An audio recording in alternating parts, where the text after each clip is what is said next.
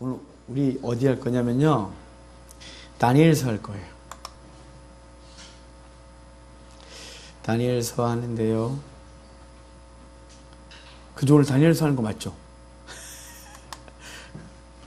그죠?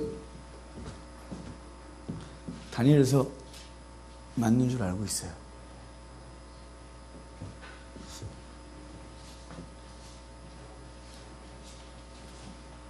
네.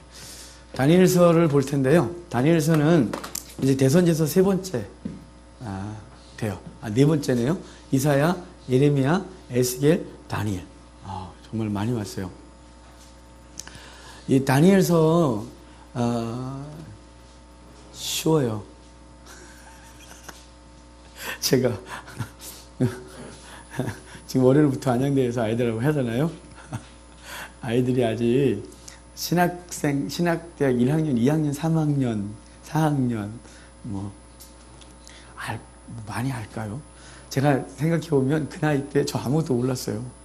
그냥 학교 다니라고 열심히 다니고 레포트 쓰고 정신이 없었어요. 그래서 이제 그 친구들을 하다 보니까 눈빛이 있어요. 잘 알아듣는데 잘 못 알아듣는데 이게 뭐예요? 그러면 얘는 잘 못, 이 부분은 좀 어렵구나 싶으면 그 부분은 이렇게 자세히 설명하다가 또 어떤 데 막 힘들어하면 훅 넘어가 버렸어요. 근데 제가 그 친구들한테 오늘 이제 중간서 이제 역사 공부하고 선지서에 대한 배경들 설명드렸어요. 여러분, 선지서는 쉬워요. 사실은 되게 쉬운데 우리가 자꾸 어렵다는 선입관이 있어서죠. 다니엘서도 저 뒤에 이제 7장부터 12장까지가 다니엘이 본 묵시, 그 이상 부분, 그 부분이 좀 있어요. 그 부분을 이단들이 좋아하죠. 종말론자들이 에스겔서, 다니엘서 후반, 스가랴서, 요한계시록 이런 거 보면서 이렇게 이상하게 가거든요. 근데 다니엘서 그렇게 볼 게 거의 없어요. 없고 약간 70일의 부분, 그 부분은 약간 좀 이따가 나중에 설명을 드리겠지만 그 부분을 제외하면 문제될 게 하나도 없어요. 그러니까 다니엘서 우리 볼 텐데 다니엘이 언제 활동했는지 우리 적어봐야겠죠. 연표. 다니엘서 봐봐요. 다니엘이 언제 활동했는지 유다 연표, 여기 남유다, 북이스라엘 있죠? 남유다의 맨 밑에 부분, 남유다 왕들, 남유다에 멸망할 때쯤 보면 거기에 선지자들이 몰려 있어요. 참고로 북이스라엘 쪽 몰라요? 북이스라엘 쪽도 멸망할 때 선지자들이 몰려요. 그러니까 나라가 위기일 때, 하나님의 심판이 있을 때 선지자들이 외침이 많아요. 왜냐면 왜 외칠까요? 돌이키라고. 지금 정신 차리라고. 선지자들이 집중돼 있어요. 나라가 망할 때쯤 되면. 여기 보면 우리 다니엘이 2차 바벨론 포로로 끌려가죠. 1차, 죄송해요. 1차 때 끌려가고, 에스겔은 2차 때 끌려가고, 예레미야는 그 앞에서부터 활동하고, 그죠? 스바냐 선지자는 요시아의 종교개혁 때 활동하고, 그 부분에 막 이렇게 있어요. 그 다음에 남유다가 멸망할 때 오바댜가 활동하고, 멸망하자마자, 그러니까 여기 보면 주로 우리가 지금 이 다니엘서와 관계된 선지자들을 보면, 다니엘과 관계된 선지자를 보면 예레미야가 본국에서 활동을 하고 있고 계속 활동을 하고 있고, 그 얘기를 듣고 자랐던 다니엘이 1차 바벨론 포로를 끌려와요. 1차 바벨론 포로 볼모같이 끌려갔다 그랬죠. 그래서 왕궁학교에서 공부를 해요. 그리고 2차 때 에스겔이 끌려오고 3차 때 나라가 다 망하고 끌려오게 돼요. 자, 다니엘서는 에스겔서와 예레미야서 우리 지난주와 그 지난주 봤는데 에스겔서와 예레미야서는 메시지가 같아요. 같아. 왜냐하면 비록 장소가 달라요. 예레미야는 본국에서, 에스겔은 포로지에서. 비록 사람의 대상은 예레미야는 당연히 본국에 있는 사람에게 하겠죠. 에스겔은 당연히 포로지에서 포로민에게 하겠죠. 하지만 나라가 망한다는 이 분명한 메시지가 똑같아요. 그리고 비슷한 내용들이 이렇게 겹쳤었어요. 근데 다니엘은 전혀 다른 얘기예요. 같은 시대에 활동하지만 다니엘은 다른 얘기를 할 거예요. 왕궁에서 활동하면서 그 속에서 이 이스라엘의 미래, 이스라엘이 하나님 앞에서 어떻게 환난을 계속 당할 것이고, 그때 너희는 어떤 사람이 되어야 하고 하나님이 어떻게 나라를 만드시지에 대한 얘기를 저 뒤에 될 이야기를 쭉 하고 있어요. 다니엘서 1장부터 6장까지 12장으로 되어 있는데 1장부터 6장까지는 이것도 안 꽂아놓고 하는구나. 1장부터 6장까지는요 다니엘과 그의 친구들의 이야기예요. 그 다음에 7장부터 12장까지는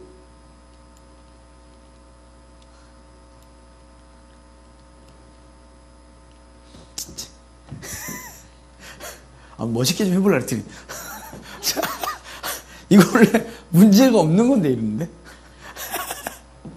자, 다니엘서 1장부터 6장까지는요 다니엘과 세 친구들의 경험한 이야기예요. 저기 쉬워요. 그래서 1장부터 6장까지는 문제될 게 하나도 없고, 그리고 이제 교회 좀 다녔다 그러면 저긴 다 알아요. 유초등 교사쯤 했다 싶으면 저긴 다 설명할 수 있고, 주일학교 좀 다니면 1장부터 6장까지 이야기들은 다 갖고 있어요. 근데 7장부터 12장 다니엘이 본 묵시, 이 부분이 좀 어렵죠. 이 부분은 익숙하지 않아요. 왜냐하면 7장부터 12장까지 강대상에서 설교가 잘 안 되는 곳이에요. 왜냐하면 20분, 30분 만에 저 부분을 이렇게 던지기가 되게 어렵거든요. 배경 설명이 좀 장황하게 되다 보니까 저 부분을 좀 안 건들죠. 거기다 또 이단들이 자꾸 건드니까 정통교회들이 또 안 건드려요. 아니, 그러면 더 건드려줘야죠. 더 건드려서 명확하게 설명해주고 알게 해줘야 되는데 이 부분은 우리가 이제 익숙하지 않아요. 자, 그 부분이 이따가 7장부터 12장까지 또 자세히 보도록 하겠습니다.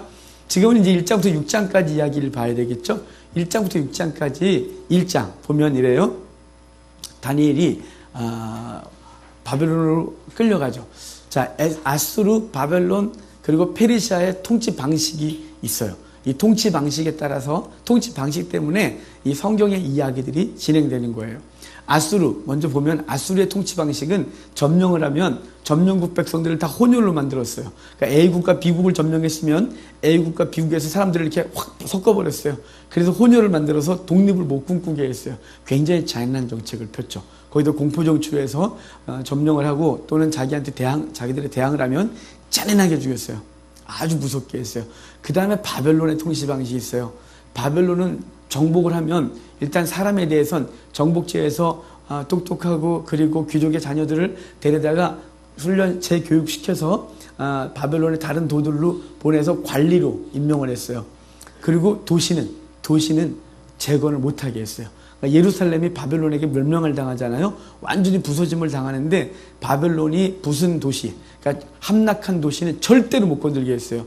왜냐하면 그 도시를 재건하면 그 도시를 중심으로 그 민족이 독립을 꿈꿀까봐, 이제 저항을 할까봐 아예 도시를 못 건설하게 했어요. 그래서 그 바벨론의 통치 방식 때문에 페르시아가 바벨론을 점령하고 그 모든 민족들은 다 자기의 고향으로 돌아가라고 할 때 유대인들에게도 너희는 돌아가라고 하거든요. 돌아가서 성전 지으라고 할 때 성전처가 그냥 남아있던 거예요. 도시가 그냥 있었고 반세기가 넘는 생활 동안 약 70여 년 동안 무너져 있었는데 그 무너져 있는 도시가 그냥 있는 거예요. 그냥. 만약에 바벨론이 그런 정책을 피지 않았었다면 거기 신도시 세웠겠죠. 굉장히 중요한 요새들이었는데 중요한 도시들이었죠. 신도시 세우고 새로운 신정건 주고 막 이러면서 흔적도 없이 사라졌겠죠. 하지만 바벨론 통치 방식 때문에 성전이 재건될 수 있도록 하나님이 그 땅을 그대로 보존시켜놨어요. 그 터 그대로, 그 무너진 성 그대로, 그 도시 그대로. 그래서 집에 가면 70년 만에 가도 여기가 우리 집이었어. 이렇게 알고 있었단 말이에요. 그래서 그 도시에 가서 재건할 수 있었어요. 자, 그런 정책을 폈으니까 느부갓네살이 예루살렘을 점령하거든요. 느부갓네살은 나보폴라사살이 죽고 2년 동안 나라를 안정시키고 그리고 이제 공격해 들어와요. 그래서 여호야김 때 공격해 들어오는데 여호야김 4년이 되죠. 왜냐하면 요시야가 죽을 때 나보폴라살이 병이 들어요. 그래서 본국으로 돌아가서 2년 있다 죽고 2년 있다가 느부갓네살이 함락을 하는 거예요. 예루살렘을 점령하는데 그때 공격도 전투도 제대로 안 했어요. 그냥 예루살렘이 항복했으니까요. 그래서 그때 볼모로 잡아가는 게 다니엘과 그의 친구들, 귀족들이었죠.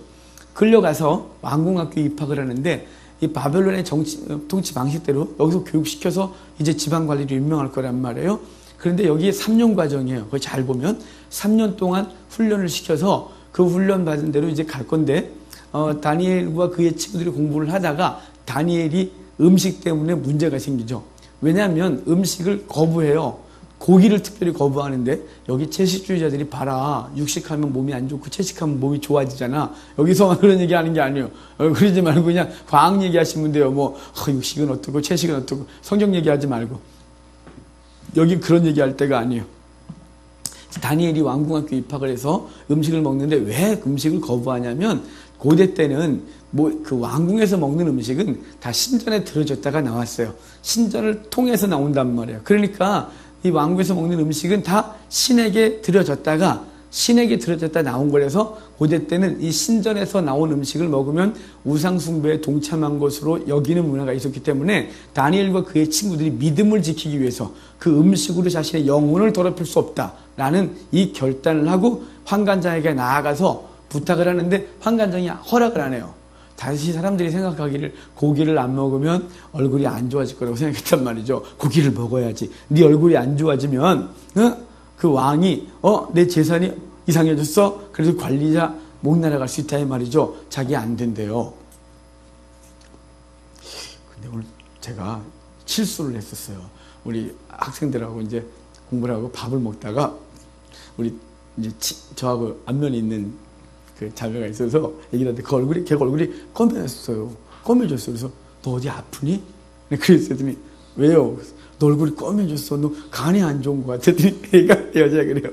목사님, 저 원래 검었고요. 땄어요.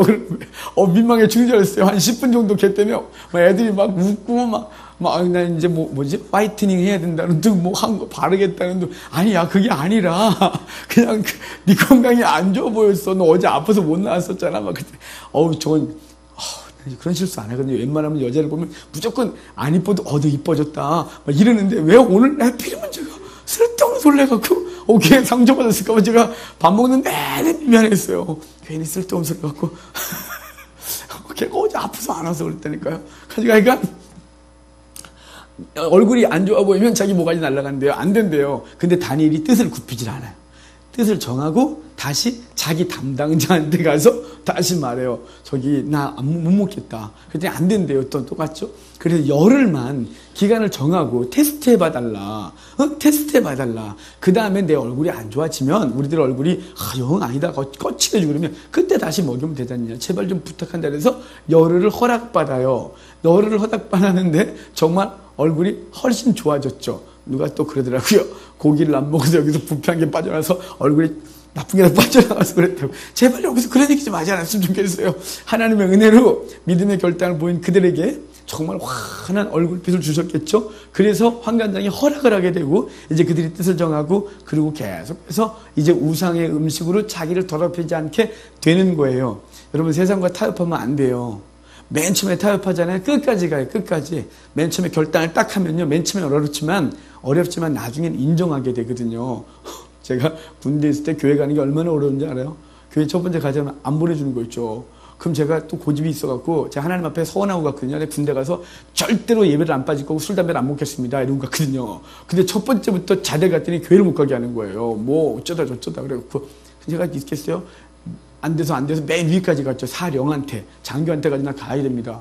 갔다 오래요. 갔다 오면서 디기 맞았죠, 뭐. 근데 회식을 또 이렇게 많이 해요, 또.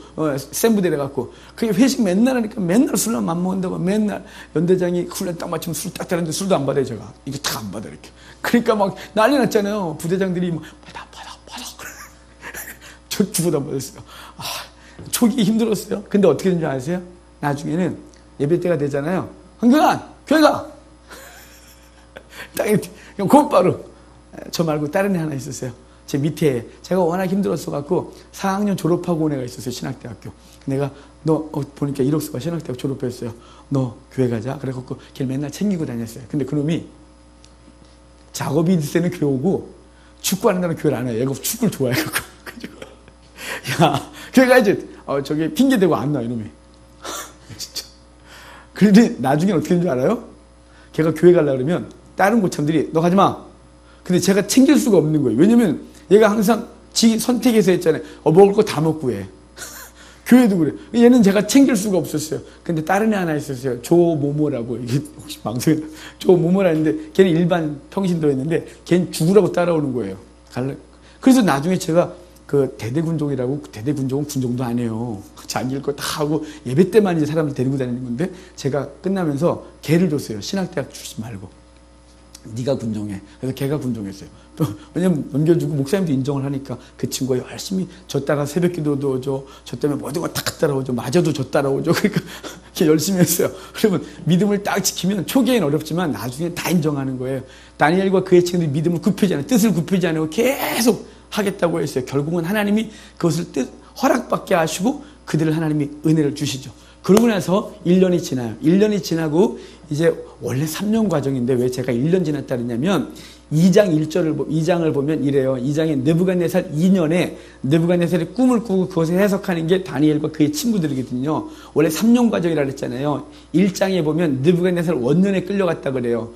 사실은 원년이 아니고 느부갓네살이 왕이 된 지 2년에 끌려갔고 2년에 예루살렘을 점령하고 끌려갔거든요. 근데 왜 원년이라 그러냐면 자기 중심으로 다니엘 자기가 끌려온 걸 느부갓네살 원년 이렇게 말하는 거예요.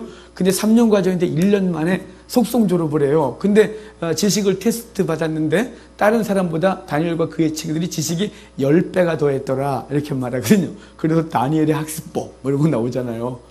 그러니까 1장이 다니엘이 그 왕궁학교를 우수한 성적으로 졸업을 하는 얘기가 1장 얘기예요. 자, 2장 오면 느부갓네살이 꿈을 꿔요. 느부갓네살이 꿈을 꾸는데 그 꿈이 너무 정말 좀 두렵고 묘한 꿈인 거죠. 그래서 이제 느부갓네살이 그 꿈을 꾸고 나서 너무 무서웠어요. 그래서 신하들에게 박사와 술사들을 불러놓고 내 꿈을 해석해라. 그러니까 이 사람들이 이렇게 말해요. 왕이시여, 무슨 꿈을 꾸셨는지 설명을 해주세요. 그래야 그 꿈을 해석할 수 있어요. 그러니까 느부갓네살이 이렇게 말해요. 야, 너네가 꿈까지 맞춰. 그래야 내가 그 해석을 믿을 거야. 이렇게 말해요. 왜냐하면 평소에 박사와 술사들이 거짓말을 하도 많이 했어요. 여러분, 저한테도 종종 목사님 이런 꿈을 꿨는데요. 무슨 뜻이에요? 그럼 제가 이렇게 묻잖아요. 그 꿈을 꿀 때 느낌이 어땠어요? 왜냐면요, 꿈은 개인적 언어예요. 꿈은 하나님께서 우리에게 개인적 언어를 주신 거예요. 민족마다 상징성이 다르고 개인마다 느낌이 다르고 개인마다 하나님이 말씀하신 통로가 달라요. 그래서 꿈은 극히 개인적이에요. 그래서 제가 묻는 이유는 꿈을 꿀 때 느낌이 어땠어요? 느낌을 알아요. 본인이 잘 알아요. 근데 확신이 잘 안 쓰니까 묻는 거죠. 그런가? 확신을 얻고 싶고 그런가 싶어서 묻고 이러는 건데, 근데 전혀 다른 얘기를 하면 듣고 나서도 그런가를 말잖아요. 근데 자기가 느낄 때 그 느낌이었는데 대답은 맞아요, 목사님. 이렇게 되는 거잖아요. 그래서 제가 항상 물어요. 느부갓네살의 꿈을 꾸면 항상 자기 느낌이 있었단 말이에요. 근데 술사들한테 얘기를 하면 이것들이 박사와 술사들이 자기 내용들을 막 꿰맞춰갖고 설명을 해주면 자기가 동의할 수가 없었던 경험이 한두 번이 아닌데 이 꿈은 너무 심각한 거예요. 이 꿈은 어설프게 해석해서는 안 되겠다 싶으니까 꿈까지 맞추려고 하니까 얘네가 이렇게 말해요. 계속 반복되는 단어가 있어요. 왕이시여, 신이 아닌데 그 꿈을 어떻게 맞추냐요. 신만 맞춘대요. 지금 박사와 술사들의 입을 통하여 이 꿈을 해석하는 자는 신이다. 이걸 말해주고 있는 거예요. 자, 신이 아닌 이상 우리가 어떻게 합니까? 자꾸 그러니까 느부갓네살이 이렇게 말해요. 이 밥버러지들을 죽어. 그래갖고 너네는 다 죽어야 돼. 밥 먹는 이유가 뭐야 니들이. 이렇게 해서 이제 표현을 다 주겠다 그랬는데, 그때요 다니엘과 그의 친구들이 구급공무원에 줄을 잘못 섰어요. 구급공무원에 박사 계급으로 구급공무원 들어간 거죠. 지금 다니엘이 몇 살에 끌려왔냐면 16살에 끌려오거든요. 16살에 끌려왔는데 17살에 관리됐어요. 정말 똑똑한 거죠. 17살에 구급공무원 됐는데 다른 계통 갔으면 괜찮잖아요. 건축과 뭐 건설과 뭐 복지과 괜찮았는데 해필이면 박사 계급에 들어가갖고 다 죽게 생긴 거예요. 그래서 다니엘이 그 얘기를 듣고 환관장에 가서 왕에게 나아가길 청해요. 왕에게 나아가서 이렇게 말해요. 왕이시여, 우리에게 기간을 주시면 우리가 그것을 해석하겠다고 말하고 돌아와요. 돌아와서 다니엘과 그의 친구들이 금식하여 기도하고 주님께서 그 꿈을 그대로 꾸게 하시고 그 꿈에 대해서 해석을 주시죠. 그 꿈이 우리가 보고 있는 저 형상이에요. 머리는 금, 가슴은 은, 허리는 동, 양쪽 다리는 철, 그리고 발가락은 철과 흙이 섞여 있는 10발가락이 있고 동중에 뜨인 돌이 쫙 오더니 저 발을 팍 쳐갖고 다 부서지고 돌만 남는 꿈을 꾸게 하시는 거예요. 그래서 그걸 해석 주셔서 다니엘과 그의 친구들이 와서 느부갓네살에게 이렇게 말해요. 왕이시여, 이 꿈을 알게 하시는 이는 내가 아니라 하나님이십니다. 이 꿈을 알게 하시는 내가 아니라 하나님이십니다. 왜 이렇게 말할까요? 지금 계속해서 지금 2장에서 계속해서 하는 말이 뭐냐면 그 모든 것을 주관하고 그것을 허락하고 알게 하시는 하나님이시라는 걸 말해주고 있는 거예요. 세상의 주관자가 하나님이시다. 그분이 알려주시는 거다고 말하는 거예요. 술사들의 입을 통해서 그랬고, 박사와 술사들의 입을 통해서 그랬고, 다니엘이 왕에게 계속 주지시키는 거예요. 이거는 하나님이 하시는 겁니다라고. 그래놓고 이렇게 해석해요. 왕이시여, 당신이 그 꿈을 꾸시는 밤에 이 바벨론을 엄청나게 크게 만들어 놓으시고 이 바벨론의 미래가 어떻게 될까 근심하고 주무셨습니다. 무섭지 않을까요? 아니, 꿈을 맞추랬더니 꿈을 꾸기 전날 밤에 어떤 생각을 하고 잤는지를 말해요. 이런 사람 만날까봐 진짜 무서워요. 제발 내 옆에는 그런 사람이 안 오기를 간절히 바랄 뿐이에요. 진짜. 옛날에 신학생 때 투식은사라고 있다고 그러더라고요. 제가 글쎄요, 투식은사라는 얘기를 신학생 때 듣고 제가 하나님께 기도했어요. 제발 투식은사 있는 사람을 저에게 만나지 않게 해달라고. 나 진짜 너무 무섭더라고. 내가 무슨 생각을 하고 있으면 어젯밤에 무슨 짓을 했으면 그 사람도 못 살걸요? 사실은 제가 만약에 은사가 있다면 여러분 무섭지 않겠어요? 제가 여러분하고 상종할까요? 저 들어본 것들 같으니라고 그래갖고 얘도 힘들고 서로 힘들겠죠. 주님이 그래서 수시 은사를 제가 있는 사람을 제가 30년 동안 신학을 하고 지금까지 한 번도 본 적이 없어요. 선배들이 그렇게 얘기를 했는데 본 적은 없어요. 감사하죠 뭐. 자, 다니엘이 딱 그 느부갓네살이 깜짝 놀랐을 거예요. 그리고 이제 이렇게 말해요. 왕은 적금을 꾸셨나이다. 여러분, 여기서부터 이제는 다니엘이 개떡같이 해석을 해도 이제 느부갓네살은 철떡같이 믿어야 돼요. 찰떡같이. 찰떡같이 믿어야 돼요. 자, 이제 이렇게 말해요. 왕이시여, 저 금머리는 당신이십니다. 바로 바벨론을 말하는 거예요. 그리고 이제 당신의 나라 뒤에 더 강력한 나라가 나올 겁니다. 은혜 나라, 페르시아를 상징하죠. 자, 여기 본문에서는 뭐 바벨론이다, 페르시아다, 헬라다 이런 2장에서는 그런 해석이 없고 저 뒤에 가서 해석해 줄 거예요. 하여간 지금 당신이십니다. 당신의 나라 뒤에 더 강력한 나라가 나옵니다. 은혜 나라. 여러분, 여기서는 이 재질의 가치를 말하는 게 아니라 재질의 강도를 말하는 거예요. 당연히 금보다 금이, 은이 은보다 동보다 철이 더 강하죠.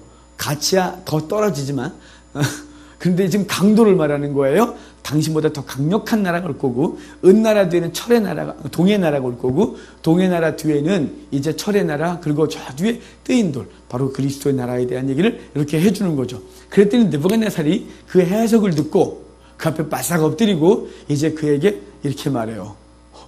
그 하나님을 찬송하고 이제 다니엘을 그 박사들의 어른으로, 그러니까 9급 공무원이었는데 1급 공무원으로 탁 되는 거죠. 이제 다니엘이 17살짜리 밑에 맥시멈 18이라고 합시다. 18살짜리 밑에 허연 할아버지들이 쫙 줄을 서는 거예요.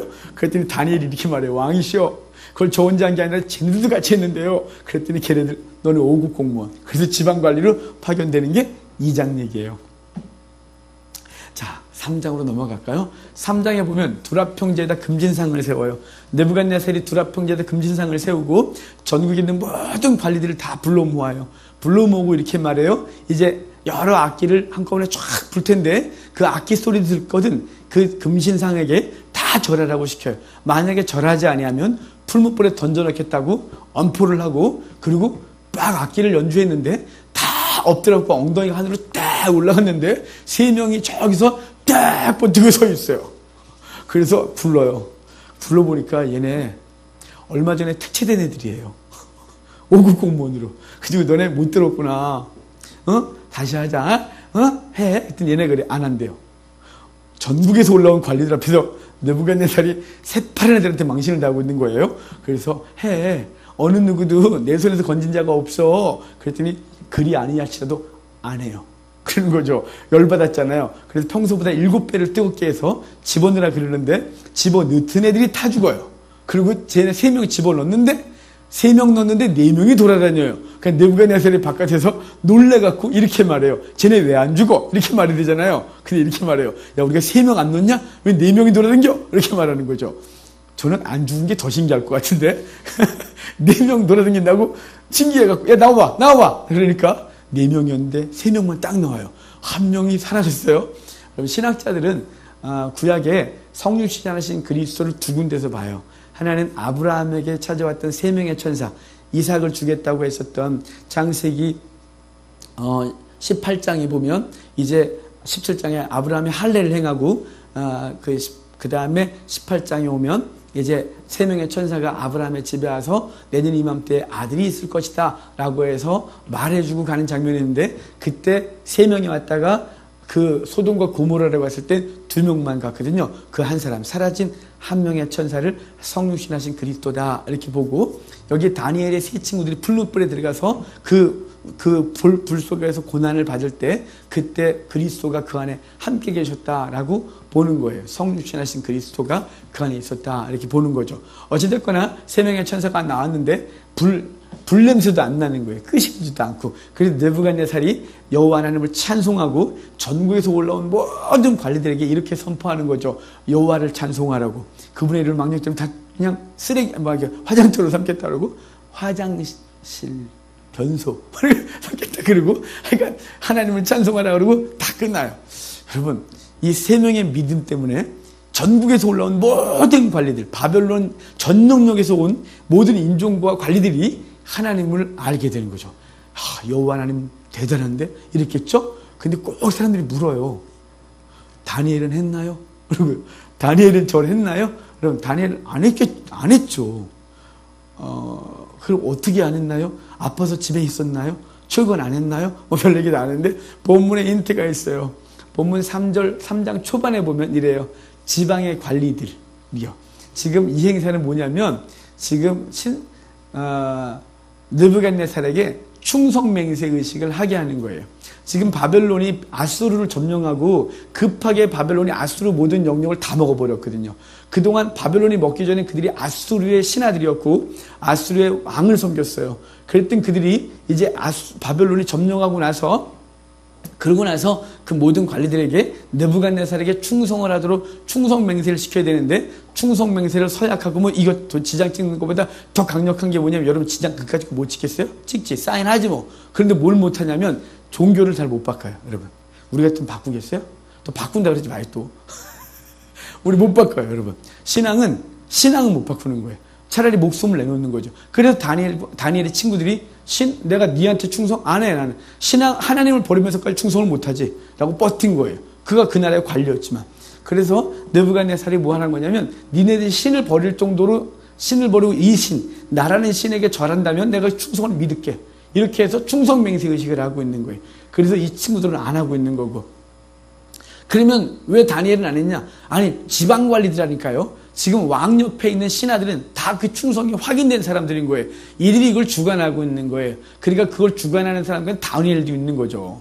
제가 이 사건 때문에 다니엘이 왜 이러지 싶었어요. 그럼 다니엘이 우상숭배를 시킨 거야? 뭐 이런 생각. 그래서 다니엘을 묵상했어요, 제가. 예전에는 다니엘 그러면 그냥 훌륭한 믿음의 사람, 정말 믿음 좋다, 이렇게 그랬었는데, 내가 이 장면 보면서 갑자기 뭐지? 그리고 다니엘을 묵상했어요. 다니엘은 정말 하나님 앞에서 슬픈 사람이에요. 왜냐하면 다니엘에서 2장 사건 때문에, 저 꿈을 꾸고 해석한 사건 때문에 다니엘은 자기가 인간적으로 무슨 그 높은 권력을 가지고서 뭘 한다고 될 게 아니라, 하나님은 지금 이스라엘을 지금은 바벨론 밑에, 그 다음에 페르시아 밑에, 그 다음에 헬라 밑에, 그 다음에 더 강력한 어떤 존재 아래에 있게 하시고, 그 이후에나 하나님께서 그 백성을, 그 영광을 회복시킬 것을 봤어요. 그러니까 자기가 꿈틀거리는데 되는 게 아니라, 예레미야는 또 뭐라 그랬어요? 예레미야가 그랬어요. 항복하라고, 느부갓네살에게 항복하고 그를 섬기라고, 바벨론을 섬기는 게 지금 뜻이라고 라고 해서, 그들이 그동안 우상숭배하고 불순종했던 것에 대해서 하나님의 심판을 그들을 그 땅에서 그것을 섬기는 것으로 하나님이 정해 놓으셨단 말이에요. 다니엘이 그 모든 것을 알고 지금 그거를 행하고 있는 거예요. 그러니까 다니엘은 뭐만 할 수 있어요?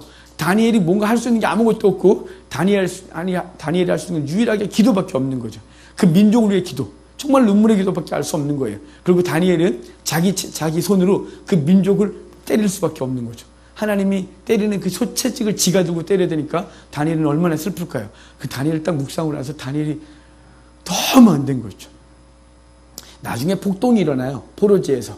에스겔이 에스겔과 끌려갔던 사람들이 거기서 폭동이 일어나서 예레미야가 그랬잖아요. 제발 좀 그런 짓 하지 말고 거기서 결혼하고 애 낳고 집 짓고 잘 농사 짓고 그래서 잘 살라고 이랬던 편지를 주고받았던 적이 있어요. 그때 대학살이 벌어질 때 다니엘은 박사들의 어른으로서 그 자리에 있는 거예요. 그 모든 것들을 결정하고 주관하고 예루살렘이 함락당할 때 그때 다니엘은 박사들의 어른으로서 왕 옆에서 조언하고 그리고 의사결정하는 자리에 있는 거예요. 다니엘은 너무 슬펐겠죠. 그 다니엘서 전체를 보면 다니엘은 뭘 하고 있어요? 기도하는 거예요. 요만큼도 재물을 축적하거나 부정하지 않아요. 왜냐면 그가 민족을 위해서 기도를 하면서 눈물로 기도하는데 아니 돈이 무슨 가치가 있겠고 뭐가 있겠어요? 아무것도 없는데 다니엘은 오직 기도밖에 할 수 있는 기도밖에 할 것이 없는 사람이었죠. 예레미야도 울어야 됐고 다니엘도 울어야 됐고 에스겔도 울어야 되는 거죠. 그 시대 나라가 망할 때 선지자 그들은 정말 슬픔으로 그 민족의 죄악을 끌어안고 가는 자들이었어요. 하여간 3장에 그 이제 일이 벌어지고 4장에 오면 이제 느부갓네살의 또 다른 꿈이 있어요.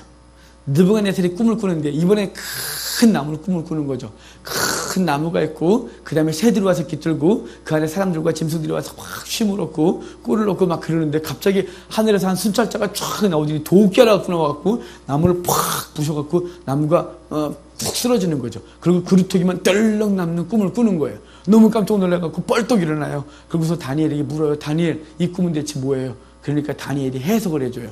왕이시여 이 큰 나무는 당신이십니다. 당신의 당신한 나라, 당신 밑에 많은 사람들이 쉼을 얻고 꼴을 얻고 다 그러고 있는데 당신이 교만하셨습니다. 그래서 하나님이 당신을 부서뜨리고 그래요. 당신을 무너뜨리고 그루터기가 남아있는 것처럼 짐승처럼 7년 동안 짐승처럼 살다가 7년이 지난 다음에 세상을 주관하니까 당신이 아니라 하나님이신 것을 알고 세상을 주관하니까 하나님이라고 고백하게 될 것이라고 해석해 주는 거예요. 여기까지만 했으면 느부갓네살은 절망이었겠죠. 그냥 아무 소망이 없는 거예요. 그냥 당해야 되는 거죠. 근데 다니엘이 이렇게 말해요. 왕이시여 그러나 혹시 이렇게 말해요. 자 다니엘서 4장 봐요. 4장 27절 27절 그런즉 왕이여 내가 아뢰는 것을 받으시고 공의를 행함으로 죄를 사하고 가난한 자를 긍휼히 여김으로 죄악을 사하소서. 그리하시면 왕의 평안함이 혹시 장구하리이다 하니라. 여기 그래요. 공의를 행함으로 죄를 사하고 가난한 자를 긍휼히 여김으로 죄악을 사하소서. 그리하시면 혹시 이 일이 안 벌어질 수 있다고 말하는 거예요. 공의, 긍휼. 공의는 왜 공의를 행할 거예요? 지가 법이에요 원래. 왕이. 짐이 법이라고 그러잖아요. 발음 잘 하셔야 돼요. 법이다 그러는데 자기 멋대로 행하는 거예요. 근데 공의를 행하래요. 공의는 뭘까요? 자기를 그 법 아래 두는 겸손인 거예요.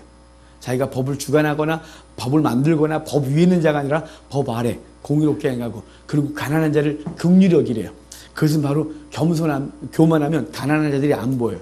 지가 막 되는 거죠. 근데 겸손해지면 가난한 자의 삶이 보기 시작하는 거예요.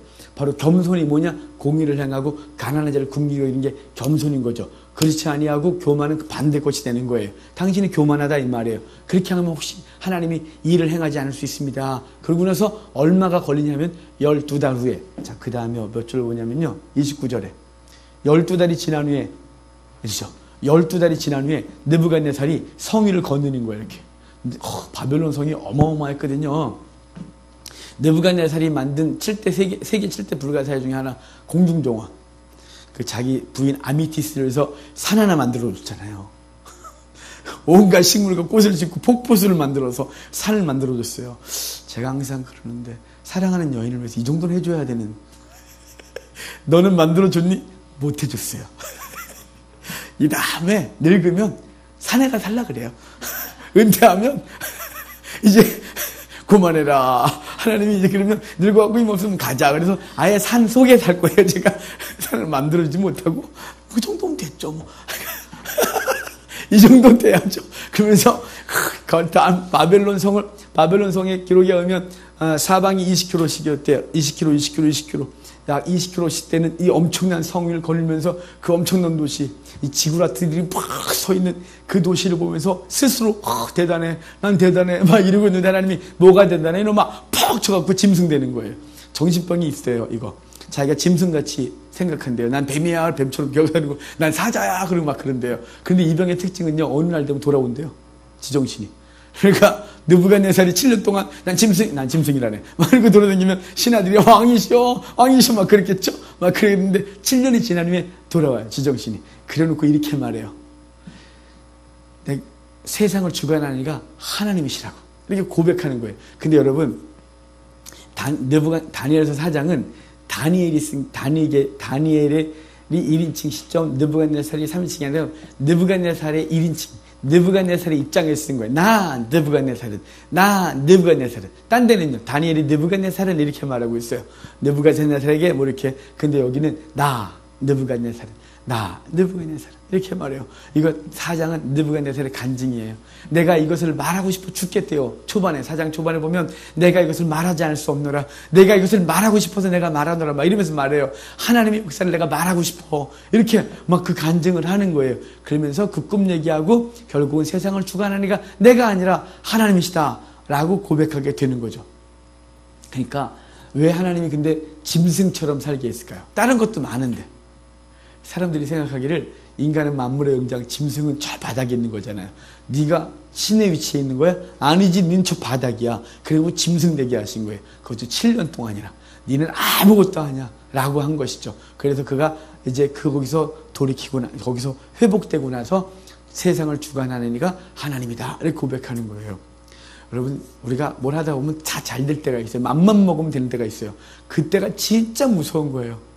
그때가. 차라리 뭐 안 될 때가 훨씬 날 수 있어요. 왜냐면 뭐 안 되면 그분은 이렇게 무릎을 꿇거든요. 주여! 이러고 눈물 턱턱 흘리면서 막 주여! 이러고 매달리고 주여! 날 도우소서, 날 긍휼히 여기소서 막 이러는데 뭐가 잘 되면 무릎 딱 꿇지 지가 다 되는 줄 알고 그때가 진짜 무서운 거예요. 그때는 옆에서 누가 말해도 들리지도 않아요. 아무도 안 들려요. 그냥 그때는 어떻게 되냐면 하나님이 짐승을 만들어 주셔야 깨달아져요. 그러니까 짐승 되기 전에 다니엘의 그 말, 해석을 듣고 꿈을 주신 이유 알고 그리고 하나님 앞에 말씀을 통해 겸손해지는 우리가 돼야 되죠. 하여간 느부갓네살의 얘기가 4장까지인 거예요. 자, 5장 배경이 벨사살 때예요. 여러분 연표 한번 보실래요? 자, 연표 보시면 여기 남유다 끝나고 나면 남유다 끝날 때 찍 보면 파란색 연표가 하나 있어요. 파란색 짧은 연표. 자, 바벨론 연표 보이시죠? 여기 밑에 파란 거 바벨론 연표를 보면 바벨론의 맨 위에가 나부콜라살, 느부갓네살, 에빌무로닥, 그 다음에 네르갈레살, 리바시마르둑, 그 다음에 나보폴라살 이렇게 돼 있어요. 찾으셨어요? 요거. 네, 제가 끄떡끄떡 해주셔야 지금 맞구나. 제가 좀 살담을 드리면 제가 이번에 앞으로 이틀 더 남았는데요. 안영대 애들이 젊은 애들이 반응이 없어요. 역시 아줌마들하고 여자 목사님들이 많은 곳이 진짜 행복해요. 리액션 되게 좋거든요. 근데 얘네들 자 찾아봐. 찾았어? 자 예루살렘 먼저 찾고 예루살렘 찾았어? 그럼 아무도 끄떡도 안 해요. 끄떡끄떡 끄떡끄떡 이렇게 줘요. 너네가 끄떡끄떡 안 하면 난 계속 찾으라 그래. 끄떡끄떡 해줘 제발 부탁이야. 끄떡끄떡 이렇게. 제가 정말 어려워요. 요번에 애들 하죠. 끄떡끄떡 이렇게 해줘요. 끄떡끄떡 해줘요. 자, 끄떡끄떡 해주세요. 자, 여기 보이셨죠? 자, 나보폴라셀이 느부갓네살 아버지예요. 학자들마다 나보폴라셀부터 신바벨론을 보는 사람이 있는가 하면 느부갓네살부터 신바벨론을 보는가 해요. 나보폴라살, 저는 신바벨론을 느부갓네살부터 보거든요. 왜냐면 그전에도 바벨론이 계속 있었고, 나보폴라살이 비록 싸움을 해갖고 점점 20여 년 만에 전체를 거의 통일하고 느부갓네살 넘겨주지만, 전체 이 엄청난 큰 나라를 만들었을 때가 느부갓네살 때예요. 그때부터 망할 때까지가 70년이에요. 딱 70년. 자, 느부갓네살, 그죠? 느부갓네살의 아들이 에밀무로닥. 이 에밀무로닥 때 여호야긴이 감옥에서 올라와 왕의 신분을 회복하는 거예요. 에밀무로닥 때. 근데 에밀무로닥이 짧죠? 짧고 누가 나오냐면 네르갈레살. 이 네르갈레살이 누구냐면 원래 느부갓네살의 사위예요.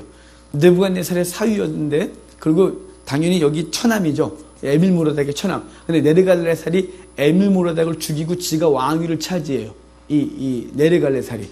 그리고 네르갈레살의 아들 리바시마르둑. 리바시마르도 여기 넬갈라살이 쿠데타로 지가 왕권을 얻어서 그 벌을 받는 것 같은데 리바시마르둑을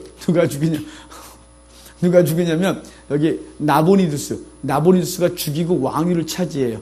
그가 마지막 왕이에요. 바벨론에. 근데 나보니두스 우리 성경 5장 다니엘서 5장은 누가 마지막 왕이에요? 벨사살. 어떻게 된 거예요? 벨사살 없어요. 연표에. 객관적 연표에는 벨사살은 왕위에 들어가질 않아요. 벨사살은 왕이 아니라 나보니두스의 아들이 맞죠? 나보니두스의 아들인데 왜 성경에는 왕이라고 되어 있냐면 이제 그 배경을 말씀드릴게요. 나보니두스가 어디 출신이냐면 하란 출신이에요. 하란 출신인데 그러니까 하란은 옛날 고대 아수르 사람들이 살고 있는 거예요.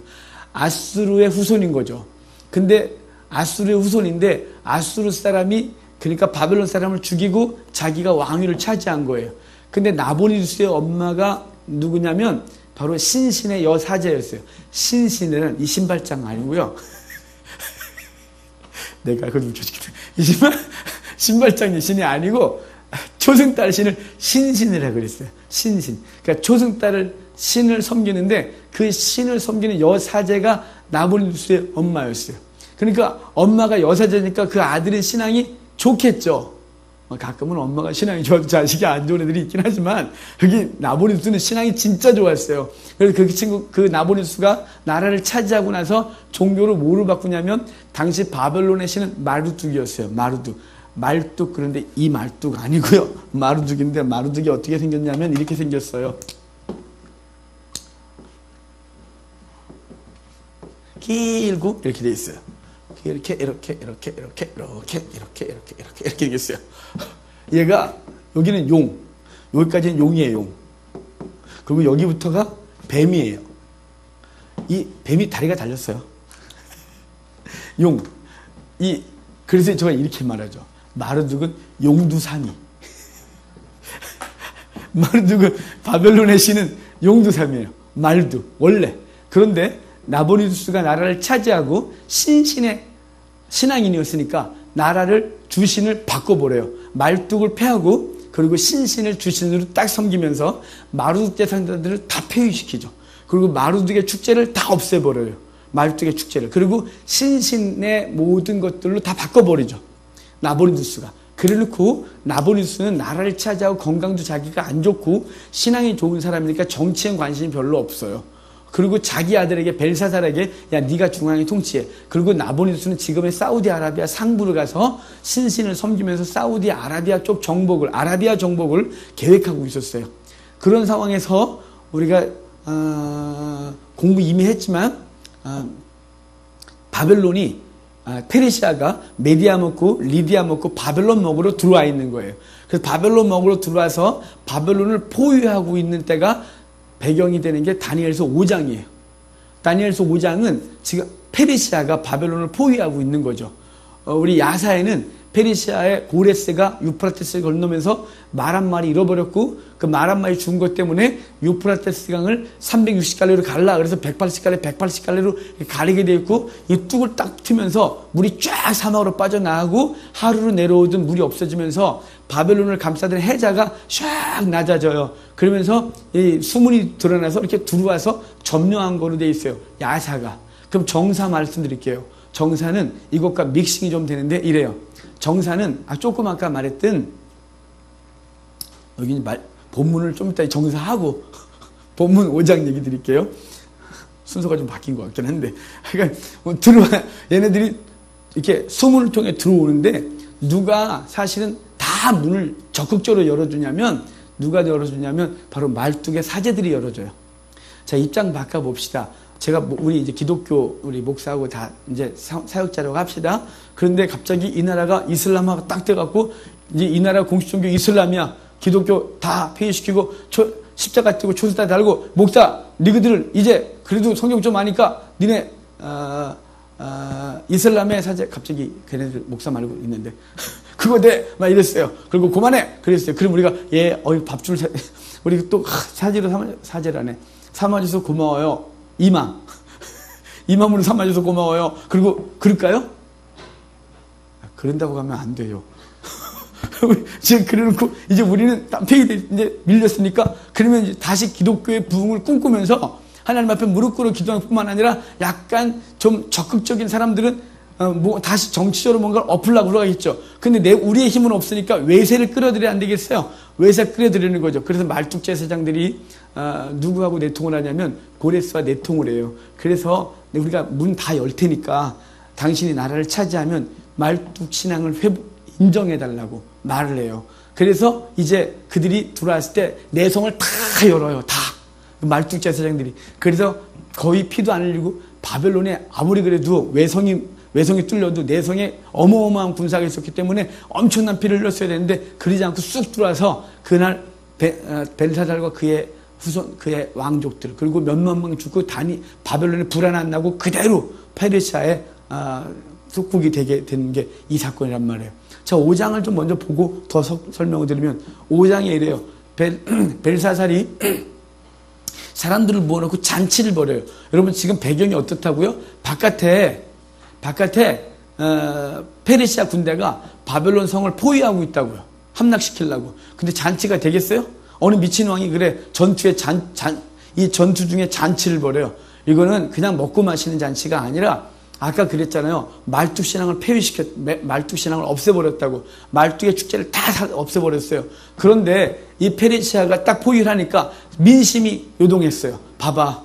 우리 신을 버리니까 이 벌을 받는 거야. 막 이런 거 있잖아요. 그래서 벨사살도 그렇고 나보니두스도 거기서 들어왔어요. 성이 지금 나라가 위기니까 들어왔는데 어찌됐거나 실제적인 통치를 벨사살이 하고 있으니까 벨사살이 없앴던 말뚝 축제를 회복시키면서 자 다시 말뚝 신앙 이 축제를 벌이자고 했는데 분위기가 안 사는 거예요. 분위기 살겠어요. 지금 바깥에 이렇게 창 들고 있는데 부어라 마셔라 되겠습니까? 분위기가 이상하지. 그러니까 분위기가 안 서니까 야 저기 우리 조상 여기 아버지라고 되어 있는데 아버지는 극존칭인 거예요. 조상에 대해서 친아버지가 아니고 자 우리 아버지 느부갓네살이 예루살렘에서 갖고 왔던 그 금그릇 신전에서 다 갖고 와. 그래서 쫙 나눠주고 따라. 그래서 막 신전에서 갖고 온 금잔에다가 막 술을 따르고 있는 거죠. 찝찝했겠죠? 찝찝한데 갑자기 손가락 하나가 픽 나오더니 피 뚝뚝 흘리면서 벽에다가 메네메네 되길 우바레신 쓰는 거예요. 막 거기 보면 벨사살이 덜덜덜덜 떨었대요. 분명히 오줌도 치셨을 것 같아요. 덜덜덜덜 어쩔 줄 모르면서 이렇게 말해요. 저걸 누가 좀 해석하라고. 저걸 해석하면 내가 셋째 치리자 삼겠대요. 왜 셋째 치리자일까요? 총리인데 아버지 나보니두스 자기 벨사살 그리고 총리 삼아주겠다는 거예요. 그래서 셋째 치리자 삼는 거예요. 해주겠대요. 그랬더니 이 사람들이 아무도 못하고 다니엘은 해석할 수 있대요. 빨리 데리고 와. 다니엘이 거기 없었어요.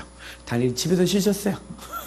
그 말뚝 축제 와갖고 거기서 뭘 즐기고 있어요. 그분이 계셨지. 불러 오라고. 그래서 왔어요. 이거 해석해주면 셋째 치자 삼겠다니까 다니엘이 이렇게 말해요.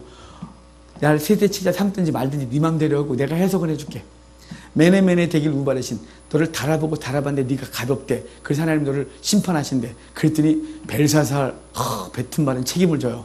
그냥 곧바로 총리. 그래서 셋째 치자가 딱 됐는데 셋째 치자 삼고 나서 그날 밤에 바벨론 페르시아가 들어와서 이제 벨사살과 왕족들을 죽이는 거죠. 그날 바로 메네메네 되길 우바르신 그리고 바로 그날 말뚝 제사장들이 다 성문을 열어서 이제 페르시아의 속국이 되는 얘기가 이제 이렇게 되는 거예요. 메데바사가 공격해 들어오는 거죠. 그때까지는 메데바사인 거예요. 그러고 나서 6장에 오면 다리우스 왕 원년 그러죠. 다리우스 원년인데 이 다리우스는 누구 다리우스냐면 고레스의 외삼촌이에요. 고레스의 엄마가 만다네고 우리 여러분 표 아시죠? 조그만 이렇게 연표 뒤에 계보 거기 보면 다리우스는 누구냐면 아스티아게스 왕의 아들이면서